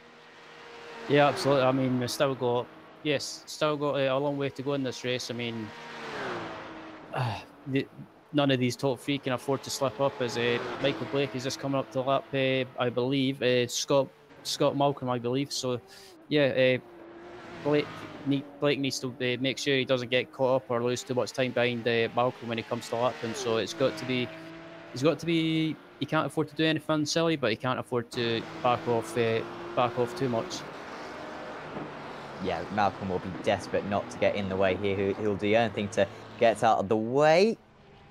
And he does do that pretty well in the end. Michael Blake now a lap ahead of him. Scott Malcolm a lap down. He'll still get a decent result out of this, though. He's currently in 10th. I would not be surprised if he gets certainly a top 8 from this. Next up, he will be passing him will be Chris Wood. And then, not too far behind, Sam Kumo. Yeah, I'm just looking through the field just to see if there's any close battles at the moment. Can't really find anything at the moment. I think it's everyone's just spread out, and I think it could be. I think the battle for the win, as it stands, it'll be between Blake, Wood, and Kumo. So yeah, I think also it'll come down to the last pit stop and who gains the most time. Yeah, they should take relatively similar pit stops, but of course, will they take tyres? Will someone really feel like taking tyres? Is it worth for Chris Wood and Michael Blake, of course, showdown runners, who desperately need to accumulate as many points as possible? Sam Kumo's got nothing to lose, obviously. So yeah, will be absolutely fascinating to see the strategies at the end of this one. Yeah, I'm just thinking. Sorry. I was just thinking as well. If I was Michael Blake, depending on how much fuel you've got left, is it maybe worth? No, I was going to say, is it maybe worth pitting this lap or pitting in the next 2 laps? But I guess if you're Michael Blake, you want to try and go as long as possible and try and eke out as much of a gap as possible before pitting. Well, it would be horrendous if he pitted now, Michael Blake, because we are at 1 hour 16 minutes. The next stage is at 1 hour 20. So at the end of the next lap, that will be where the points will be accumulated for the second stage. And so you do not want to pit at this point and see your rivals casually just take a whole heap of points, unless of course you might cross the line. Oh no, that wouldn't work, would it? But yeah, he really doesn't want to pit on this one, Michael Blake. Let's see what he does. They should all pit on the same lap, of course, because they've all got the same length of pit stop last time. And Michael Blake stays out. 10 seconds behind is Chris Wood, who's now only 4 seconds ahead of Sam Kumo. Really is igniting this battle for second place as Wood comes into the pits. And is he going to lose third position here to Sam Kumo? Yes, he is. And that's very important for the showdown, because that means Michael Blake is going to be able to make a whole heap of points up on the championship leader. Yeah, I'm actually a bit surprised that Chris decided to pit early. Maybe he's thinking. Maybe he's thinking if I pit early and get some clear track, I might be able to maybe try and put in the try and get a good outlap and just get some clear track. But I'll be interested to see what Chris does. Will he take fuel only or take tires as well? I'll be keeping an eye on Hunt to see what he does.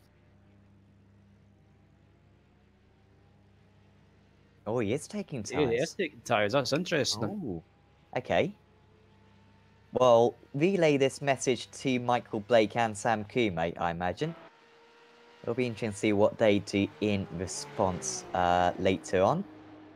Of course, they should all be pitting on this lap. Dennis Melchett now moves up into third place. Wow, so Wood is actually going to cross the line, I think, for the showdown. Oh, sorry, for the second stage in fourth. So, Moons, yes. Oh, Minch has got huge damage. Oh, dear. Another showdown runner. Yeah, but it looks like excuse me, it looks like the day is over for, or it looks like the race is done for Robert Muntz, and yeah, it looks like I'm not sure what happened to him, but I'll be having a look at the replay to see what happened. Just got a little bit too much speed into yeah, one of these corners. Wow, understeered massively, and I'm sure the age of his tires wouldn't have helped. Big crashes against the wall, left and right, and that's him gone. Scott Malcolm now up into 9th place. Anthony Jacobson into 8th. Normal Means was having a decent with Kip Stevens. That one is no more though. Yeah, I just watched the replay of Ronald, and yeah, it just looks like he ran wide and just carried too much speed and just ended up running wide and hitting the wall, and that was it. You had to take a tow back to the pits.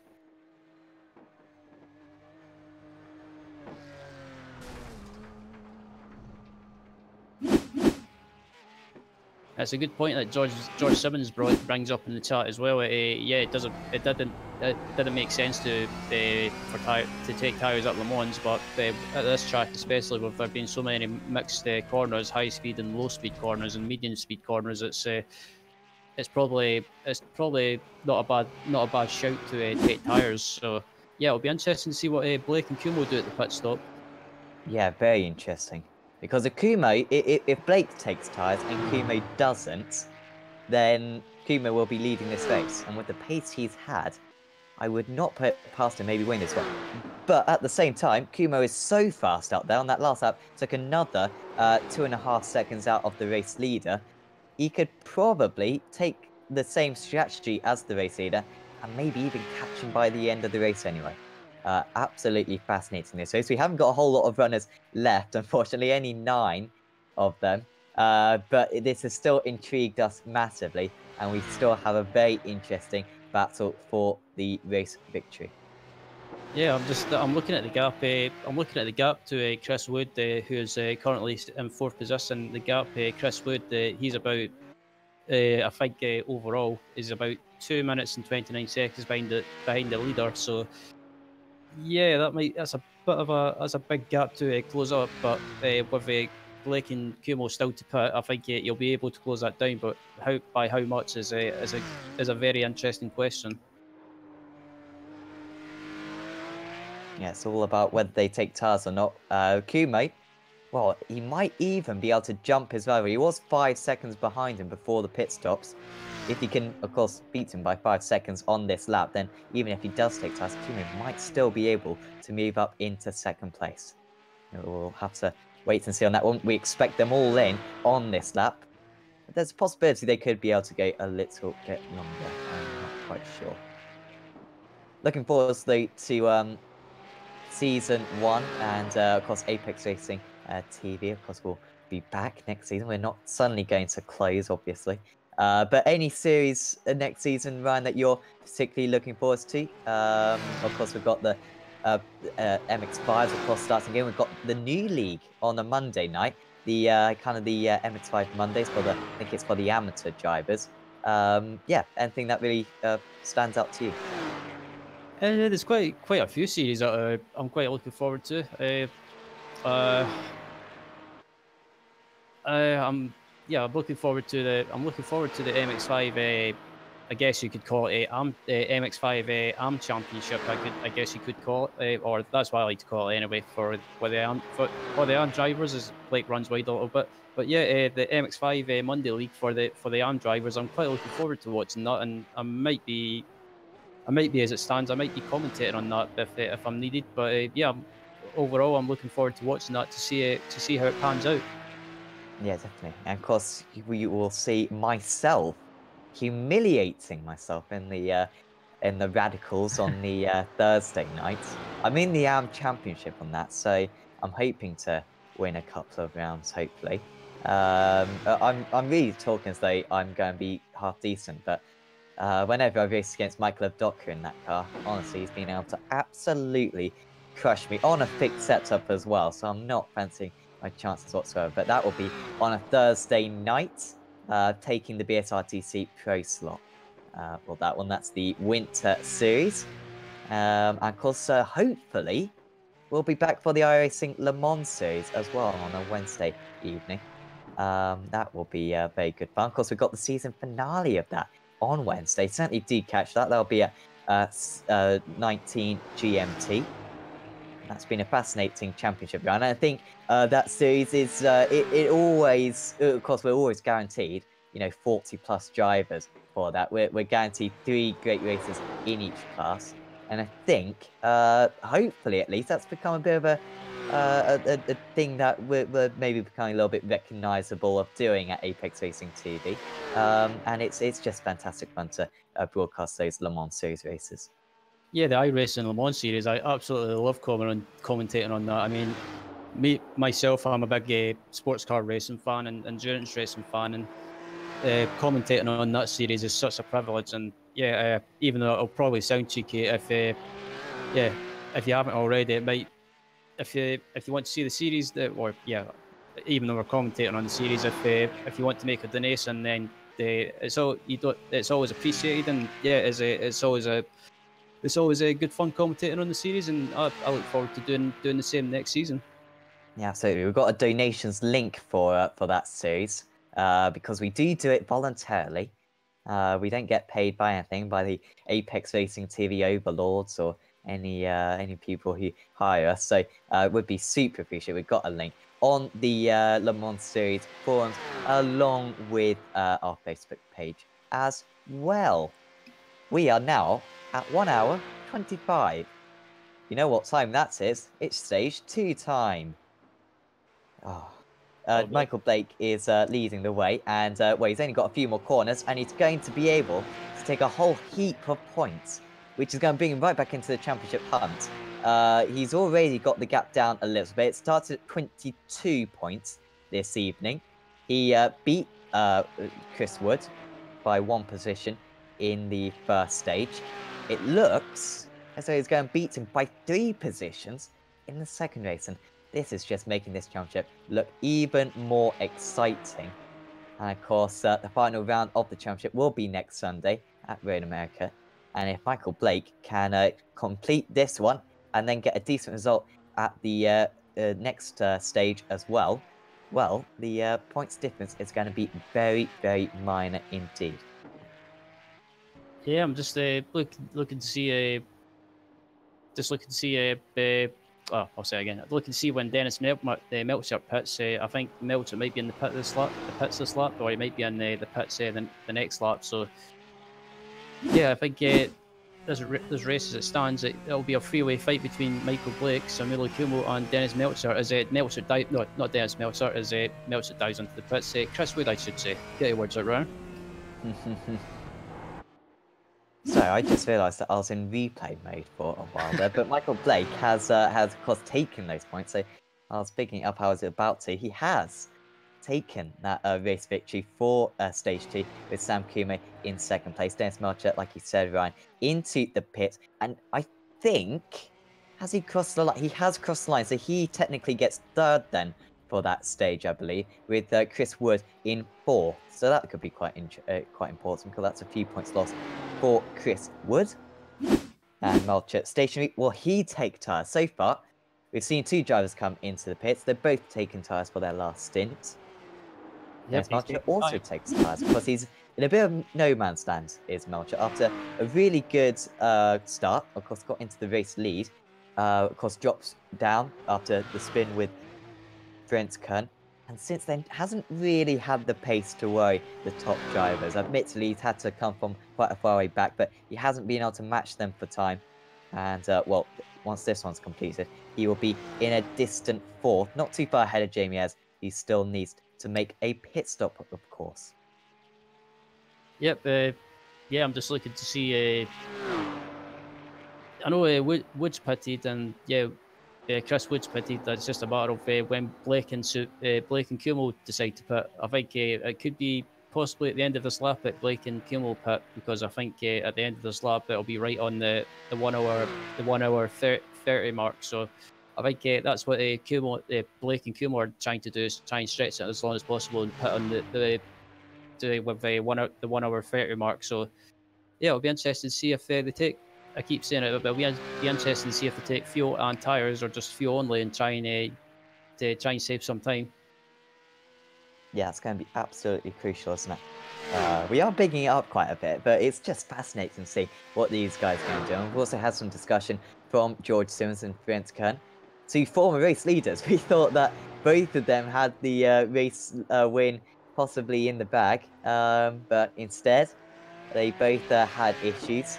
Kern with a mistake, Simmons with a hardware failure, and it's left Michael Blake out in the race lead. Sam Kumi now only 12 seconds behind. He's taken 3 seconds out of him on the past 2 laps and setting now 8-minute 23s, Ryan. He's absolutely flying along. And I'd say, oh dear, I don't want to curse him whatsoever because we are totally biased towards Sam, so we desperately want him to win, obviously. But I think he's relatively in control now after a few mistakes earlier on. Maybe he's learnt from them, I'm not quite sure. Maybe he's just been able to kind of change something with his mentality. But he seems a lot more stable than he was earlier on. Yeah, it's been a good run by Simili so far. It'll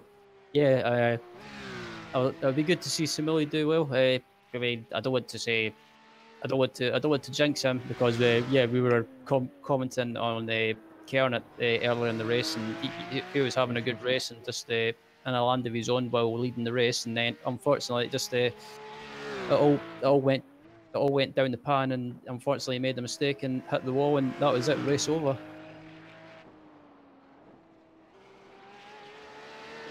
As George Simmons says in the YouTube chat as well, the fuel per lap is about 12 litres, and 12 litres per lap tank. The tank is 100 litres when full.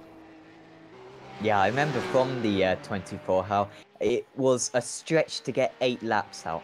You could get 7 pretty easily, but 8 was very difficult. And, well, these guys pitted on lap 4. They are now on lap 11.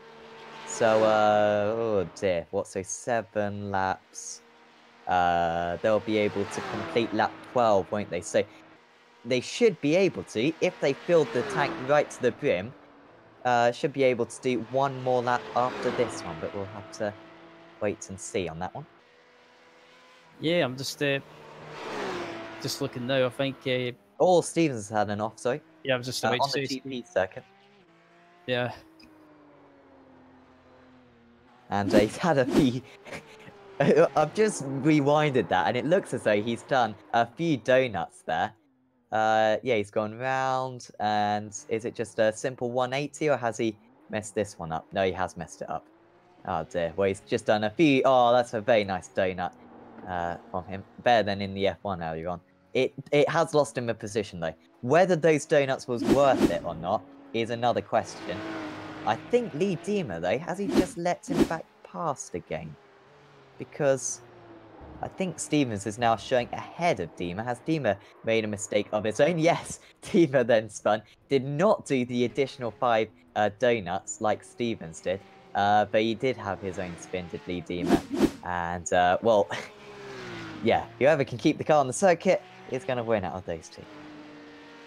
Yep, just looking back at the leader, Michael Blake, he's about just checking the gap to Simili Kumo, and yeah, Kumo has managed to get that gap down to about 9.8, 9.9 seconds. So yeah, I think depending on what Blake and Kumo do, I think it could even be. It could be in a way, depending on what these guys do, it could be just a two-way fight for the win. But yeah, just waiting to see what these guys do. I think if these guys do decide to take tyres as well, it could go back up for a three-way fight for the win. Yeah, you'd think if Kumo... Oh, I don't know. It's so difficult to call this one, isn't it? Michael Blake running a little bit wide. Will he be in on this lap? That is, yeah, quite a big question. We expect them to be able to go one more lap, but is it worth just pitting? Kip Stevens has had another issue. So they've now, this is the third change of position. It's another mistake actually from Stevens. He has not changed his tyres yet, I believe. It was a fantastic drift, which turned into a half spin, which then turned into a lost position to lead Dima. He's back down to 7th. Dima up into 6th. Yeah, I was looking at Michael Blake on the straight, and I was getting worried. I thought he was slowing down or ran out of fuel because his car was moving around a little bit. So I thought he was leaving to try and get some fuel. But yeah, I think I'll be interested to see if Michael puts this lap or if he tries to go for another lap. I mean, if I was Michael and I was in the lead, I would probably take this fuel only and just risk it. I mean, you're in the you have a chance of maybe winning the race, and yep, Michael into the pits. Can he get stopped for the pits? Yes, Don't he get a can. speeding Very penalty. nicely done. Sam Kumo, is he into the pits? Yeah, yes, he's in he the is. pits. So that was actually as far as they could have gone, seemingly. They both put the same amount of fuel in. And now, the moment of truth. It's all about kind of second guessing what the opponent is going to be able to do. Michael Blake, will he take sides? Sorry, man. I was just about to say I'm keeping an eye on Chris Wood to see where he is. He's just running up, heading up to the the long back straight, and I'll be interested to see how much time he can gain on the Blake and Kumo. Oh, Blake has not taken tyres. He has not taken tyres, Michael Blake. Ooh. As Kumo going to take tyres. We're going to find out in a couple of seconds. Of course, Wood did earlier on. Kumo has not taken tyres either. So they've changed it up. They're risking it here. And they are going to be driving on a very slippery surface now to the end of this race. Wood is still going down the dot. Now, hey, that's how much time he's got to make up. He is on fresh tyres, though, compared to the top two. Yeah, I was just about to say Blake and Kumo not taking tyres. They've gained a heap of time on Wood. So it looks like at the moment, as it stands, with round about 10, 20, about 25 or 30, 25 minutes remaining, I believe we've got, or I could be wrong anyway, but as usual. But yeah, we're on for could be on for a two-way fight for the win. Yeah, you are right. 25 minutes to go in this one. And it does mean the strategy's all gone. It's a straight race now. There's no more pit stops. Well, at least these guys will be hoping so. Kumo has got to win this race on circuit. He hasn't won a race this season. He joined the championship quite late. I think it was round 4 of the championship, I believe, at Imola. And, well, he's got 8 seconds now to catch to Michael Blake. This could be a grandstand finish. Chris Wood is now 50 seconds off the race lead. That's how much time he's got to make up. He is going to be faster than the top two, though. Remember, he's got significantly fresher tyres. But you are questioning, unless these top two make mistakes, you seriously doubt he's going to be able to catch up by the end of this race. And also, Wood just did an 8-minute 36, which is quite a bit slower than what he would be aiming for. So maybe made a mistake or something. He needs a lot stronger than that if he's going to be able to put some pressure on the top two. Yeah, the only downside is with Blake and Kumo not taking tyres, they have to be very careful getting on this outlap, making sure that the tyres get back up to temperature and making sure there's grip. Oh, I thought Blake was running wide there. Don't do that to me, son. Guys, also we lost Jamie Ayres because he went very hard into the wall and stowed back to the pits, so game over for Jamie. And Scott Malcolm is up another position, doing his best impression of Scott Malcolm, driving very carefully at his own pace and getting a very, very nice result in the end, I think, because he's looking at a top 8. Yeah, I did say he could maybe get a top 8. And, well, I wouldn't bet against him getting a top 5 right now. Ayres went hard into the wall. it's easy to make a mistake at the corner that he went wide into the wall, because there's no run up that area as any of the other circuit, of course, is. And just easy to kind of drop your concentration a little bit going into that one. Just missed your braking point, and into the wall he went. Down to 8 runners now. We started off with 16. These drivers, to be fair, haven't done bad on such a difficult circuit. Hopefully we won't lose any more. Dima and Stevens are really good, and I think Dima might have significant damage here because he's really looking vulnerable. Both of these guys have got quite a bit of damage on. Before it was Stevens with less damage, so with more damage. It looks like he's got a lot less damage now because he has flown round his rival. The 4th change of position between these two in the past lap and a half, and or sorry, 2 laps. And Stevens back up into the top 5 now, and I really do worry for Lee Dima how serious that damage is, because he is crabbing seemingly down the Dotton High. Yes, he went very hard into the wall. I'm showing the replay right now on camera. He hit on the left side very hard in the previous lap. I think, oh sorry, in the right side, my mistake, very hard, and when he went into the wall, Stevens went for a spin for solidarity, I think, but you know, just a spin, it doesn't do a lot of damage, whilst Lee sadly has got big damage and the car looks very out of control, and in fact he goes in for a pit stop. I fear the worst right now for Lee Dima. It could be P7 for Scott Mark, and we should also really congratulate Anthony Jacobson out there, because he's done a superb job. This is going to be his probably best result of the season. He's currently in 7th, and you know what, Dima's car is crabbing so much. I'd be surprised if he hasn't got at least 5 minutes of mandatory repairs, which is going to drop him behind Jacobson. Might stay ahead of Malcolm though, so it's not all over for Lee Dima, but certainly his championship hopes, they're almost certainly over now after having such a strong first 9 rounds of the championship. A disappointing Zandvoort, and now at the not a good race either. Yeah, absolutely. Yeah, just yeah, down to. I was going to say, as it stands, yeah, 8 cars still running at the moment, even though Dima's in the pits getting repairs. I have to say though, I'm just looking at Michael Blake's car, and it might just be me as Blake blinks out for a second. Yeah, I'm just looking at Blake's car. It looks there's only a wee dent on the bonnet, but apart from that, there's not really that major damage, and it looks quite tidy. Yeah, absolutely. Could you just hold the ship or sail the ship for a second, and I'll just be gone for a second. Yep, no problem. Yep, as we look at the leader, Michael Blake. Yeah, second place is similarly Kumo. Chris Wood in 3rd place, rounding at the top 3. Dennis Meltzer in 4th, Kip Stevens in 5th.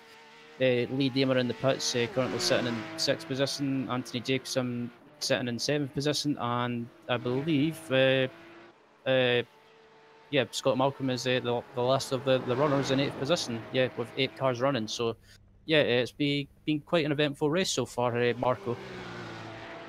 Yes, it has been very eventful, and we've seen many lead changes, and almost all of them have been due to a crash. I mean, the unlucky one was, of course, George Simmons with his problem with his rift.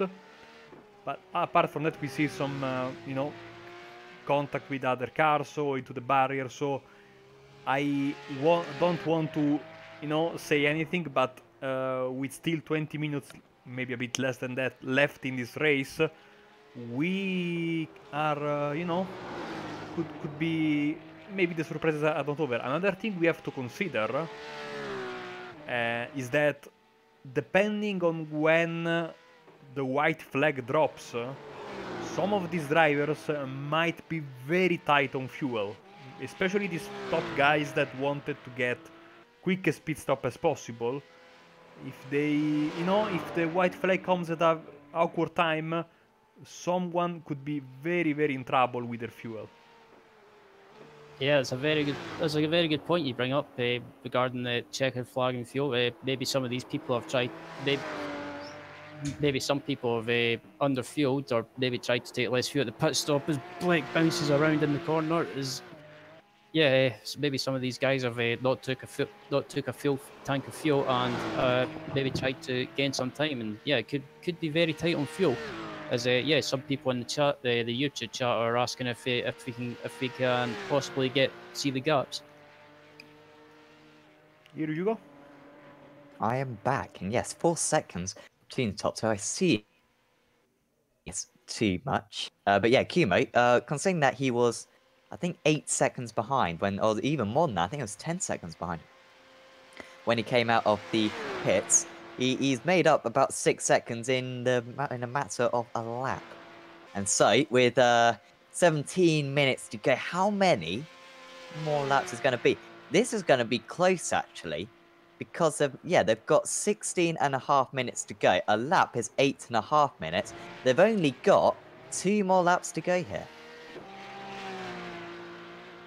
Yeah, we were talking with Ryan while you were away, speculating about the fact that should the white flag drop at an awkward moment, somebody could be in trouble with their fuel. So especially these top guys that have fueled very shortly because they wanted to get a quick pit stop. So we'll have to see what happens there. Yeah, I was just watching Michael Blake heading down into turn 1 under braking. He got a little bit sketchy under braking, and yeah, I think if I was Michael, I would be if I was Michael, just try and keep the focus, keep the concentration, just focus on hitting the marks, and just take it not take it easy, but just don't overdrive, just do your own thing, just get the car around, just complete the laps and just get round to the finish. Yeah, he hasn't got to do too much now. He'll want to, well, you think probably Kumo's got 2 more good chances. It's going to be down the Dotnaho, isn't it? Or the start of the GP circuit, you think, where he's going to be able to make the move. And if we've only got 1 more lap after this one, that gives only Kumo a couple more chances maybe. And he's got to take a big chunk out of, like, on this lap. He's still 4 seconds behind. This one is lining up superbly. We're very fortunate that, you know, these 2 drivers have given us an exciting finish, because the rest of the field is incredibly spread out. 45 seconds between 2nd and 3rd, 55 seconds between 3rd and 4th, and then it's further 2.5 minutes back to 5th, 3.5 minutes back to 6th, and another 3.5 minutes back to 7th. So big gaps out there, but this is the one that Matt's saying it is. Only 4 seconds between Blake and Kumo for the race win. Yeah, I'm just looking at the lap times as well. The last lap, Michael Blake done a 9:06.1, and the last lap, Samuli Kubo done a 9:00.2. So yeah, about 6 seconds quicker than Blake. So yeah, we could be on for a battle for this one in the closing stages. Oh no! Oh, he looks okay. Yeah, it looks like Jacobson's managed to get going again. I'm just looking back at my replay to see what happened. Yeah, it was that fast left-hander, and he's just ran wide, and he went on the grass and just hit the wall. And yeah, that was a very good save, as Marco Babanero just said. That was a very good save, and luckily he managed to get going again and doesn't have no major damage from what I can see, apart from a few dents in the front. Like I said earlier, 6th place would probably be his best result of the season. Actually, I would say Anthony, after his Zandvoort meeting as well, has made real improvements in this car, to be fair. Start of the season, and for the majority of the season, actually, he's been a bit detached from the rest of the field. But today, really well done for him, the Momo driver. It looks like he's going to get a good, solid point score, because he's not in the showdown, so it doesn't really matter for him. Just the pride of getting a nice race finish at the end of this season. Yeah, sorry, Sam. I was just going to say Michael Blake is going to actually lap Anthony Jacobson very soon. Yeah, I was just about to say that, as you say, Sam, it looks like they're coming up to lap Jacobson soon. Yeah, at the pace that Samueli's going at the moment, as it stands, Samuli judging on pace, he could catch right up to Blake, and yeah, we could be on for a very, very, very, very intriguing battle for the win very soon. seems to be in the middle part of the circuit where Kume seems to make up some time. 14 sectors around this place. I wish there were less, but they are quite long sectors as well. One of them, Sector 5, is a minute long, which is the length of some circuits, which is pretty insane. But it seems like the Sector 8, Kumo on that last lap was 1.5 seconds faster, Sector 9, 0.3 faster, Sector 10, 0.8 faster, Sector 11, 1/10 faster, and Sector 12, 0.3 faster, and also Sector 14 a couple of tenths faster. So it's at that second half of the lap where he gained some time. Hasn't gained any time in the first half of this lap. But yeah, it's the second half of the lap where he's going to be able to gain some time. And just looking at the setting sun, even though it's not setting, just makes me look forward to next season even more. Having a the 24 hours round here, Ryan, that is going to be quite some event. I think, well, we're going to have Daytona before that, aren't we, with the time of day? But I think that's going to be the highlight of the season for me, better than Le Mans, in my opinion, because when it gets dark here, it gets dark. Yeah, I was going to say, yeah, I think, yeah, the Nürburgring 24 when day to night transitions finally happen. Yeah, the 24-hour race around here is going to be just absolutely spectacular. I mean, in real life, around this track, there's hardly any lighting at all. So especially around this section of the track, there's no lighting at all. So it's kind of you've got to turn and hope at the corners there and just hope for the best. But yeah, Daytona when day to night transitions come, it should be. I mean, I'm on the other hand.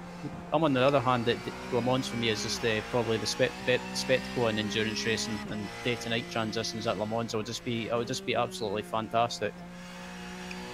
A lot of people are going to have to be purchasing some very high gamma TVs, I'm sure, because any way to actually see where you're going is going to be an advantage. And anyone who's driven around Spa, or the majority of the night circuits, to be honest, round iRace, pretty much all of them apart from Daytona, they are difficult to see where you're going. And so, yeah, some nice high gamma TVs will be very useful for the drivers out there. That's going to take a little bit away from the immersion. I'm sure a lot of people are going to, including myself, because, you know, you're just dying away seconds per lap if you don't. But yeah, will be absolutely superb. And for this type of racing as well, with the accelerated time of day, that's also going to be fascinating as well. 3 seconds between the top two. We have 10 minutes to go. That doesn't matter. Forget that number now. We've got 1 and a bit more laps to go. That is what matters until we get the final race winner of the day.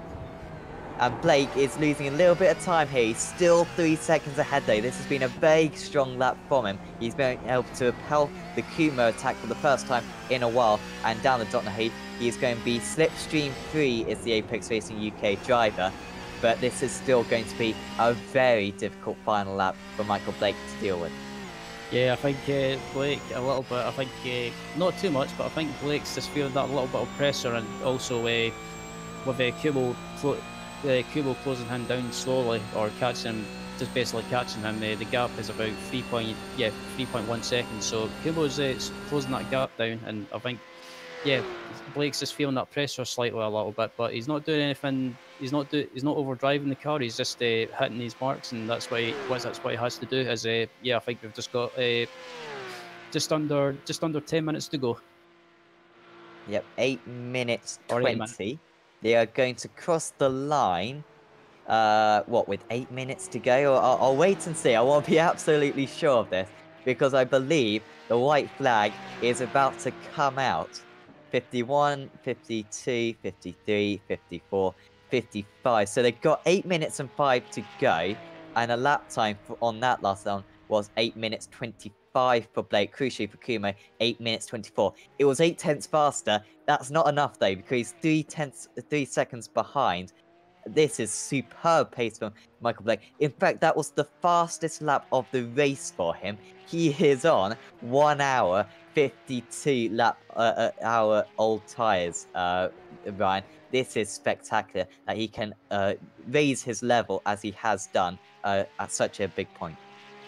Yeah, I mean, I'm looking at Blake's pace now. He's managed to he's picking it up. He's managed to pick it up, and he's maintaining that gap now. It's around 3.2 seconds now, and he's just I think he's just around this section of the track. He's probably where he's strongest at, and as we get into the Nordschleife for sticks, and Kumo's stronger in that part. So yeah, it's a bit of a how can I say, ebb and flow going on at the moment. Yeah, we have a yo-yo currently between the two of them. Kumo on this lap hasn't. Well, he's made a little bit of time in the first part of the lap, maybe a couple of tenths. 3 seconds between the two of them.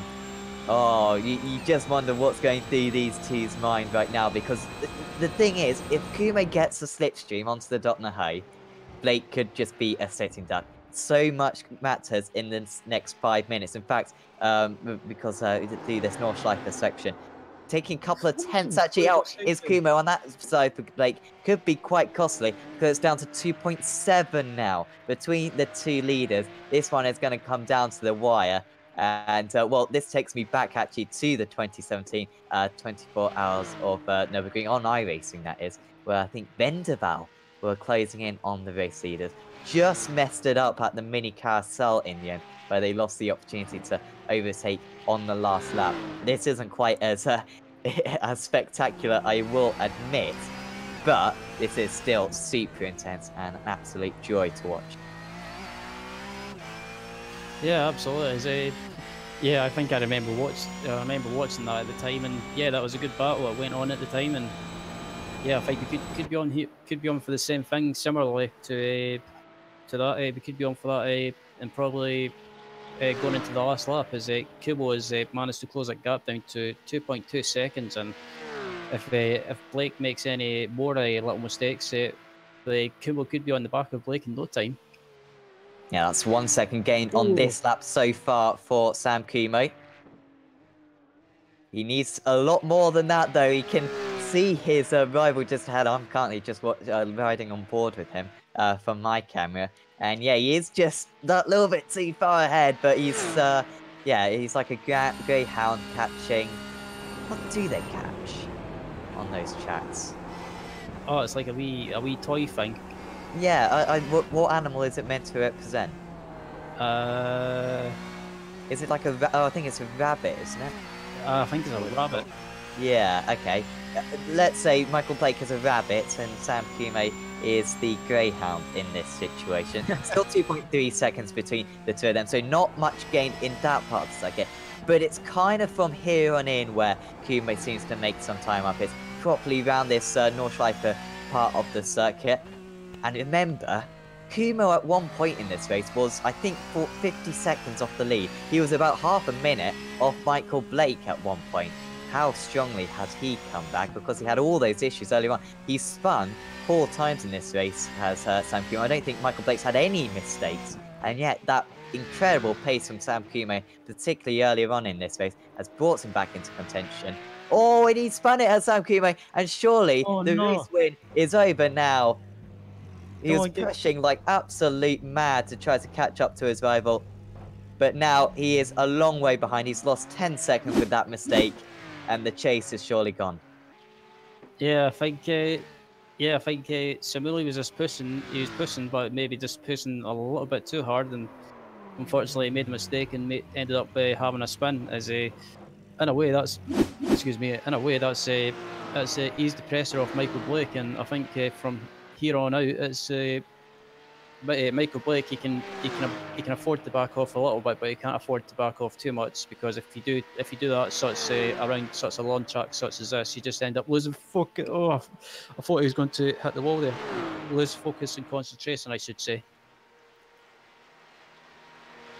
Yeah, he's got 13 seconds gap. Well, he's had to push all the way here as Michael Blake. He hasn't had an easy time. Maybe this half lap, can he just relax? Or maybe not relax, but just spare that little bit more, because he is so nearly there now. And this would, I'm not sure if it would give him the championship lead. I'm not sure on that. I'm not actually sure on the point system in this series. I will actually have a check, certainly maybe post-race, to see what the point system is, because he was 22 points behind Chris Wood going into this round. I don't think he's going to be 22 points behind him anymore, because he's going to be able to beat him in all 3 splits. Yeah, still 13 seconds ahead of Sam Kuman, sorry. Yeah, just checking the chat, and Diego Melro has confirmed that the thing that dogs chase in dog racing is a rabbit or a hare. So yeah, thanks for that, Diego. Yes, that's the type of help we need. But shockingly enough, I'm not a greyhound expert. I know, absolutely crazy. But Michael Blake, well, whether he's the greyhound or the rabbit, doesn't really make a difference, does it? Because the number 44 car, pretty much similar to earlier on, I guess. Very much on his way to the race win. Yeah, I have to say, this has been an impressive drive by Michael. He's not been the quickest. He's kept out of trouble, and he's managed to keep up the pace that he's comfortable with, and just managed to get into the lead as a reward. Just looking at the points that they have, Blake will make up 5 points in the first race, 12 points in the second race, and I think 20 points in the third race. So by my calculation, it's going to be close at the end of this one, going into one more round at Road America in 1 week's time.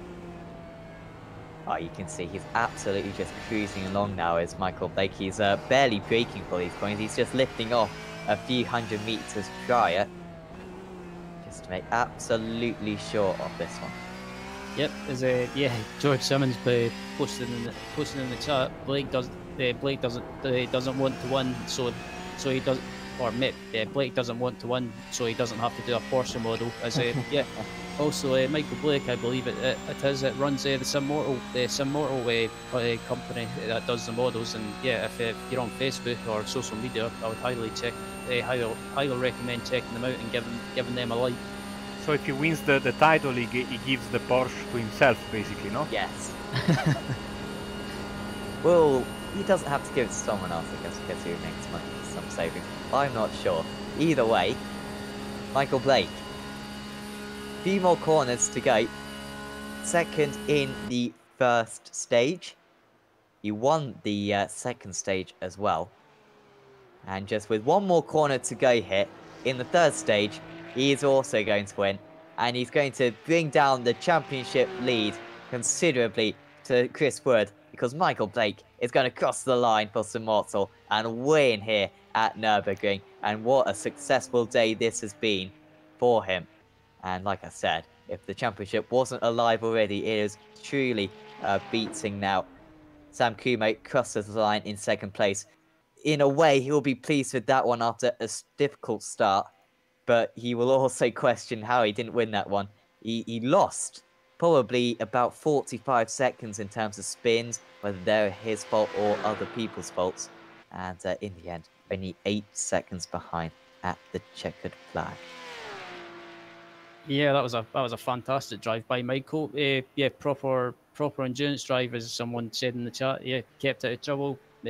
Managed to hit his marks, and just get to the finish. And yeah, that was a great drive by Michael, and a very well deserved victory.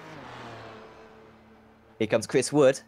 We were saying earlier on how you can't win the championship today, but you can certainly lose it. Well, he hasn't lost it today, Chris Wood. He's still going to take, I think, a small lead into Road America, but it's not going to be a big one over Michael Blake. It's very much a two-way battle. Surely, Des Melcher is going to finish in 4th place, a distant 4th. He's still just entering the Doppner Ho now.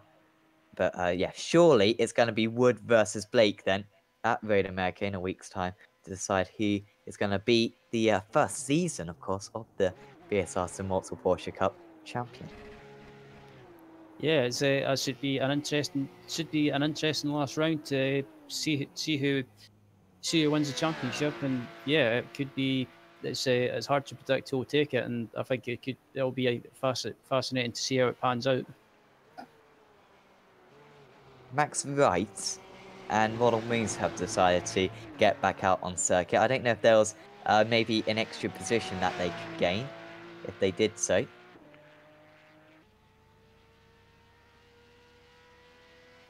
Also, Scott Malcolm, by my screen, is showing 12 laps, 0.64. Ashley Jacobson is on 13.03. Is Scott Malcolm really that far behind that he might not beat Ashley Jacobson? I'm not quite sure. Oh, I think Jacobson's skipped to maybe the next lap. Basically, Malcolm, I think he's going to finish 6th. Stevens is going to finish 5th. And, well, this is the issue you got at Nürburgring race. We're going to have to wait for these guys to come through as well. Yeah, it's going to be, I mean, they should tell them that, you know, in a few minutes the track will close and we have to go home. Because... You know what, though? We could go through the race results because Michael Blake is already waiting for an interview. You know what? Problem is that still, since the session is not official, I cannot put them on your screen right now, but I can put them later maybe and just go through the race results right now as they are on the left side of your screen. Because hopefully, yeah, sure, okay. I don't think they are going to change that much. I think all the positions are set. Yeah, I think so. So Michael Blake wins here at the Nordschleife at Nürburgring. Absolutely superb joke. It was error-free. One of the few drivers. He started in 13th place. That feels like a while ago because he got a very nice start actually, and a superb win for him. Really reignites his championship bid. Sam Kuma, what a drive that was to finish in 2nd. Chris Wood, good solid points for him today, to be fair, in 3rd. He was a minute behind in the end after taking Tarzan's last pit stop. That was no doubt the wrong choice, but I don't think it made a difference to the result. Des Melcher finishes in 4th place after starting on the front row. That's good points for him, but his championship bid surely coming to a close now. Kip Stevens, yet to cross the line. It looks as though he's going to finish in 5th. I believe the next few positions are a bit iffy. Scott Malcolm, I believe, is going to finish in 6th place. He's going to jump ahead of Anthony Jacobson and Lee Deemer. And then it'll be Ayres, Wright, Moons, Kern, Simmons, and then I think Danes, McNally, and Haynes are going to be ineligible for points after retiring very early on in this race. And yeah, we've just got a few more drivers to come through.